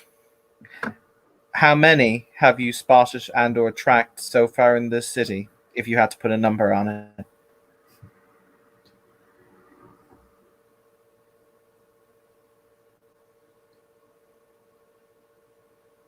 I'm finding an ever-increasing number.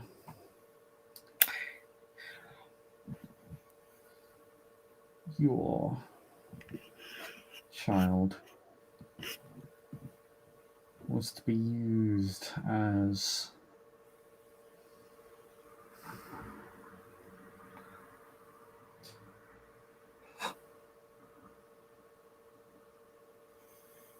like a corpse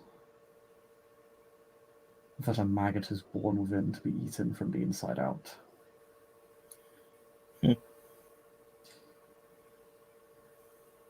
They cannot multiply as we do. But the fact that I've even seen an attempt is concerning. I've been so far tracked at least a dozen. Perhaps. And the Archon whom attacked my child, have you seen to him?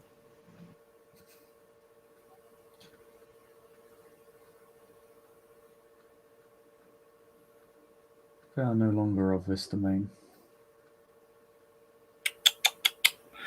Well, I'm sure you did what you had to do.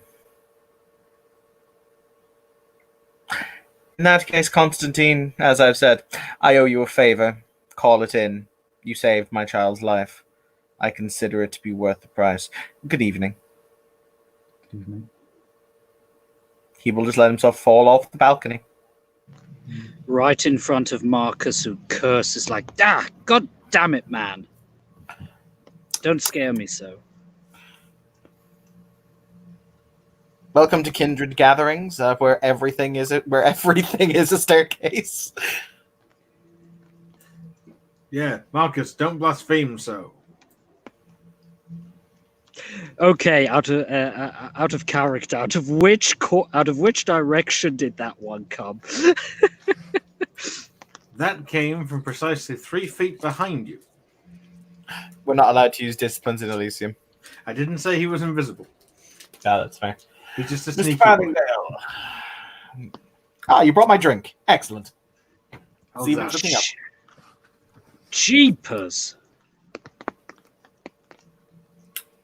You didn't live with think a I needed- maquette. You didn't think I needed obfuscate to sneak around, did you? No. On the side, you live with a maquette. You should be used to this. He'll say, taking his drink from Farthingdale and just sipping it. Well, well, at least he's got the good manners to actually knock at my door before entering. Ah, You have a very large dog. Yes, and you know what? God bless Rusty. I wouldn't know what I'd do without that pooch. Have to bite people in the testicles yourself? And Marcus tries to look serious, but he can't help and a smile breaks. Okay, fair enough. That one goes to you. So, if I heard correctly, that was Constantine up there, right? he is the most interesting of individuals. Yes. Oi, Constantine, can you hear me? Marcus shouts. There is the slow turning of the head. First of all, thanks for the sword. It has seen multiple uses on our mutual foes. But secondly, I've got bad news. In my last encounter, they were riding a live one. Yeah. Not Gould, anything. Yeah. Why would Just you say wanted to that? let you know. This public statement draws a lot of aghast looks from pretty much the entire hall. Screw them. It's sort of- You literally see Joshua's face palm. every conversation dies. Sort of like it's sort of a snowball effect. It's sort of gradual at first, and then it's only Marcus speaking within the span of about 10 to 15 seconds. It's not immediate, but you can feel the volume drop. Joshua does the only thing he can in a lull of conversation. Hey, look, a distraction! No, he doesn't. Farthingale You can see him- proceeds to juggle. You can just see him quietly face palm. It's like, oh God, why did you shout that? No one is certain where Farthingale is getting the beanbags from, but he is juggling.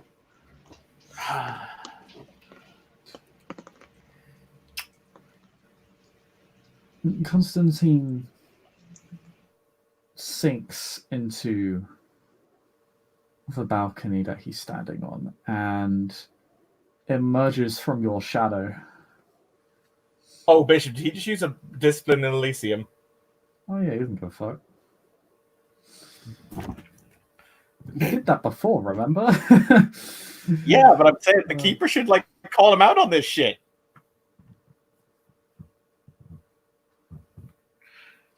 No, the keeper actually is when she sees this, Her sense of silence turns to very quiet rage. I mean, correct me if I'm wrong. She's basically a traitor to our covenant, right? So I'm wondering how much I care. Who? You said the keeper was a loyal, upstanding friend of the Invictus, aka a traitor to my covenant. Oh, she's not a traitor to your covenant. She was independent. She was never loyal to the Sanctified to begin with. Oh, okay, because I know Like, oh no, we had a harpy. We didn't have a keeper. You Continue. had a harpy. Yeah, you had a harpy. She's around if you want to speak of her at some point. But yeah.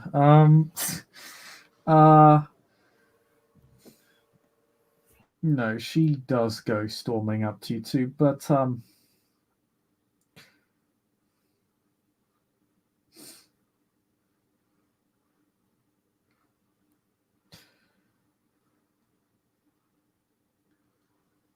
he will say to you, Marcus, what did it call itself?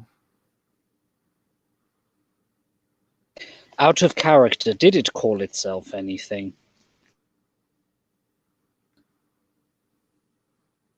Didn't give itself a name, no. At least as far as you're aware. As far as I was able to gather, it didn't give itself any name. It only mentioned that I was desperate when I tried the gold and silver coin thing.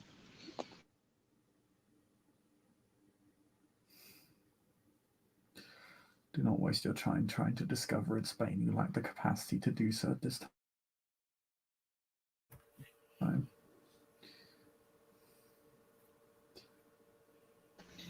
I remember It it. Yeah. I remember it mentioning that it considered itself one of the older ones.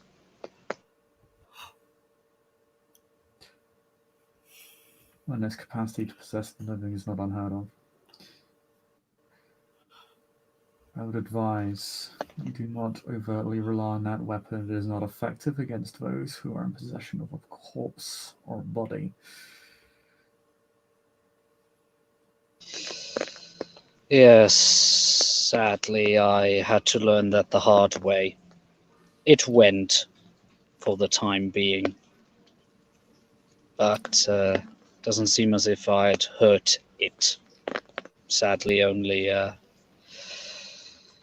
the vessel, and he deflates a little bit at that part. Clearly not his most glorious hour.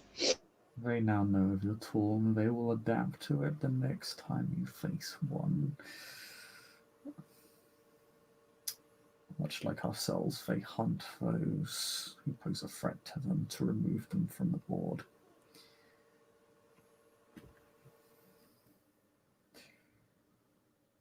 Next time you encounter one, be prepared to burn it alive. There is a very weird expression that comes over Marcus's face as be prepared to burn it is mentioned. And he just nods. Engulf it completely. And do not turn your gaze until both the host and the parasite is destroyed. I will be in touch with you. Is he with an almost perfect sense of timing, turns to meet the rather vicious tirade that comes out of the keeper. Surprisingly muted. Only it's a sort of those outside hearing range kind of view it is a very loud kind of, it's loud whispers. You can't really quite make out what's being said, but it's clearly furious.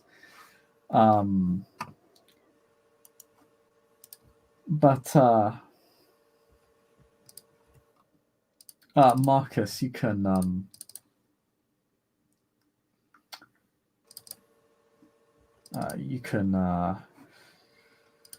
make out. Yeah. What the hell are you doing in my Elysium? I did not give you leave it. Break our fucking laws of hospitality. You better be prepared to pay restitution, alright? Or me and a dozen guards will throw you out of this Elysium in pieces. Listen.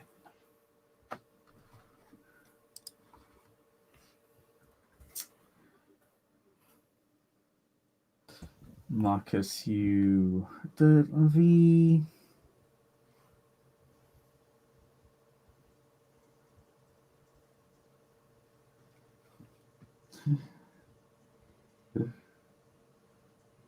before you just sort of blinks for a moment, rather blankly.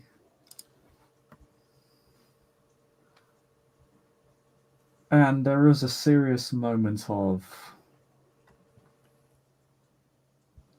violent intent on his face. And for the briefest of moments, to everybody, it looks as if these two rather old kindred are about to exchange very physical blows. Ladies and gentlemen, I have £5,000 on Constantine. Anyone want to take those odds? Going once. Come on, bada. Step up, step up. £200 on Constantine. This is being verbally said. Still No. juggling. Bishop, I value my intestines. I was going to say, You I know will what? take your intestines and feed them back to you. Bishop. I'm going to try and regain a willpower point for Farthingdale here. Okay. As he's been juggling this whole time, he's going to like sidle over and standing so like he's facing the two kindred. That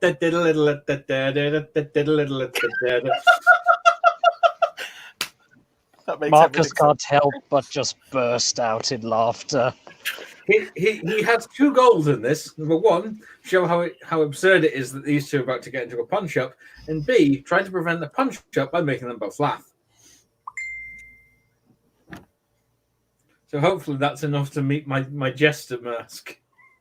Hilariously, there is actually a title one can take his jester. It's a Carthian merit. It's very funny. But They can bugger off. oh boy. Roll me presence plus expression clowning. Oh god. Let's see what happens. Minus Bishop, 5. Bishop, I'm going to aid another here by doing jazz hands. Minus That is- 5, Bishop. Hang on, Bishop, can I teamwork action with jazz hands? You cannot teamwork with jazz hands. God damn it was worth a try. It's a shame you don't know how to juggle. We could try juggling over the top of them. Joshua will juggle with you. Throw him a ball. Right. Alright, so that's what was it? Presence. Can I now teamwork action it? No. Dang it. Presence plus expression. Please don't fail this. I will. No, I'm not. Should I spend the willpower I just regained? I mean, to be fair, considering that you are interfering in the lives of basically placing yourself between two elder kindred that look as if we're about to actually murder each other, I'll give you all your willpower back if you succeed at this check. So you can spend If I succeed, I spend it and get it back. Yeah. Yes, do it immediately. Man. He said you'll get all your willpower back, Anthony. Do it. Do it for the love. If you risk your existence for your mask or your dirge, you do get all of your willpower back, and I think this definitely qualifies, given you are. If I fail this, I'm getting the beating of a lifetime. Now, who is he interfering in the middle of? Sorry, just walked in. Alara, the current keeper and this individual look for a brief moment as if they're about to fight in the middle of Elysium. Like as in, violence will be exchanged. Well, I have no idea who that is. So. I'm doing it. Roll 7 dice. Let's see what happens. Oh my god! You're Exceptional actually funny! You see, I was actually going to have a success as they decide not to remove your intestines from your body, but That is you nice. actually somehow, it's such a ridiculous Wow, display. well done, Anthony. It's such a it's so it is so absurd in its in its display that it goes from becoming sort of how to put it, enraging all the way back to comedic on an almost so bad it's a good level. Um,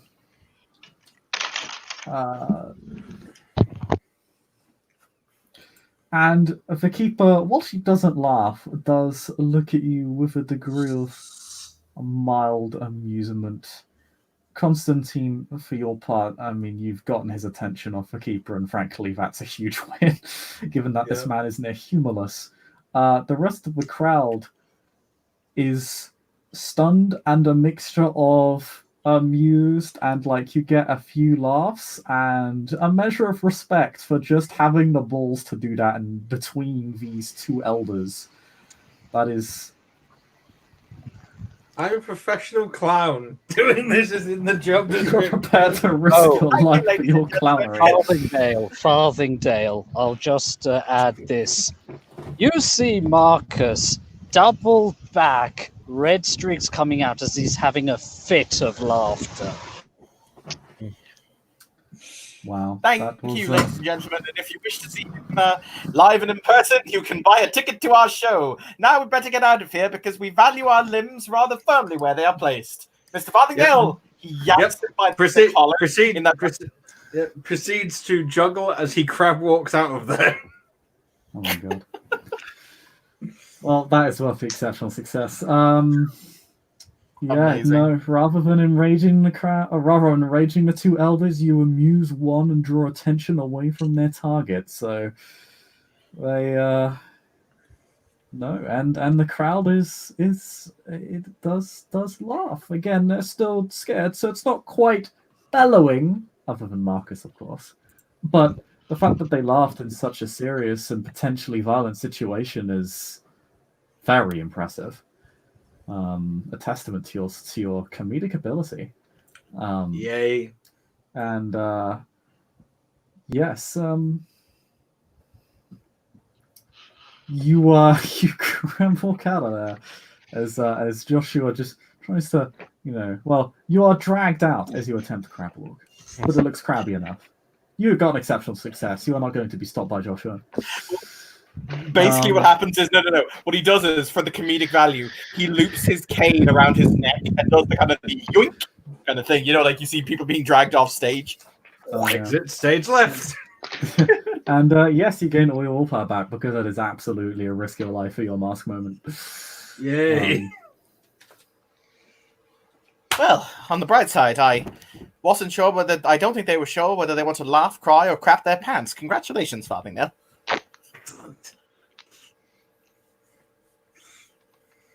We really must teach Charlie how to juggle. It's a useful skill. I mean, I consider it to be a life skill, but then again, we're weird like that.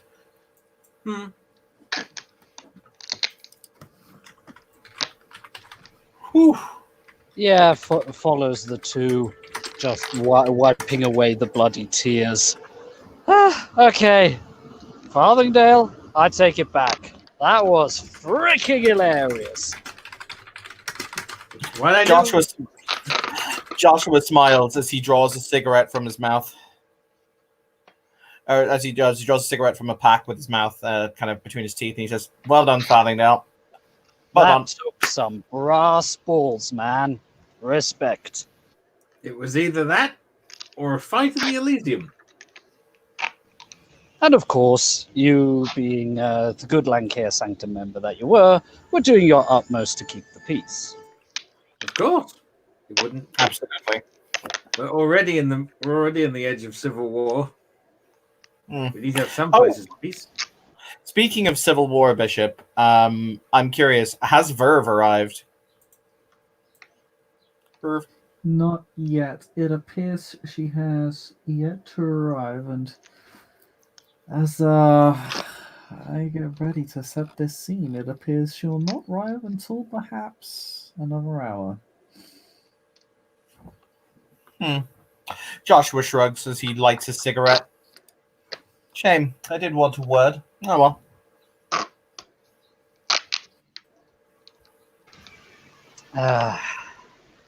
Well, definitely some levity in an otherwise rather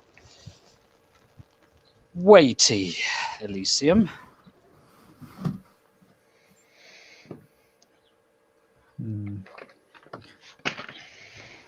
Not looking forward to giving those two my answer later on.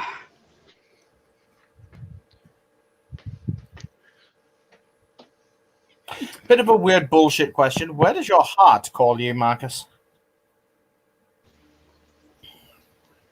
Could you be a little bit more specific? I just might not know that term phrase. No. I mean, what is your heart telling you? Where does it think you should go? 180 degrees in the other direction of those two. Then don't join them. You don't have to.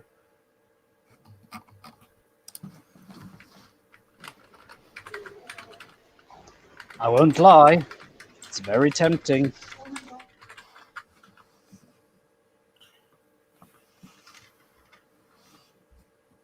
This is a smile. Under other circumstances, I would have been over the moon and happy to join the Axe. Also, the fact you call yourselves the Axe is somewhat disconcerting, but that's neither here nor there. He'll say it exhaling smoke through his nostrils. And some of you guys call yourself the Crusaders. That might cause other people some anxiety. He smiles in response. Fair. But yes, I think Bishop wants to outro, so we should let him probably do that. Okay. So, thank you, ladies and gentlemen, for playing. Thank you, everybody, for watching, and we'll see you all next time. Bye bye.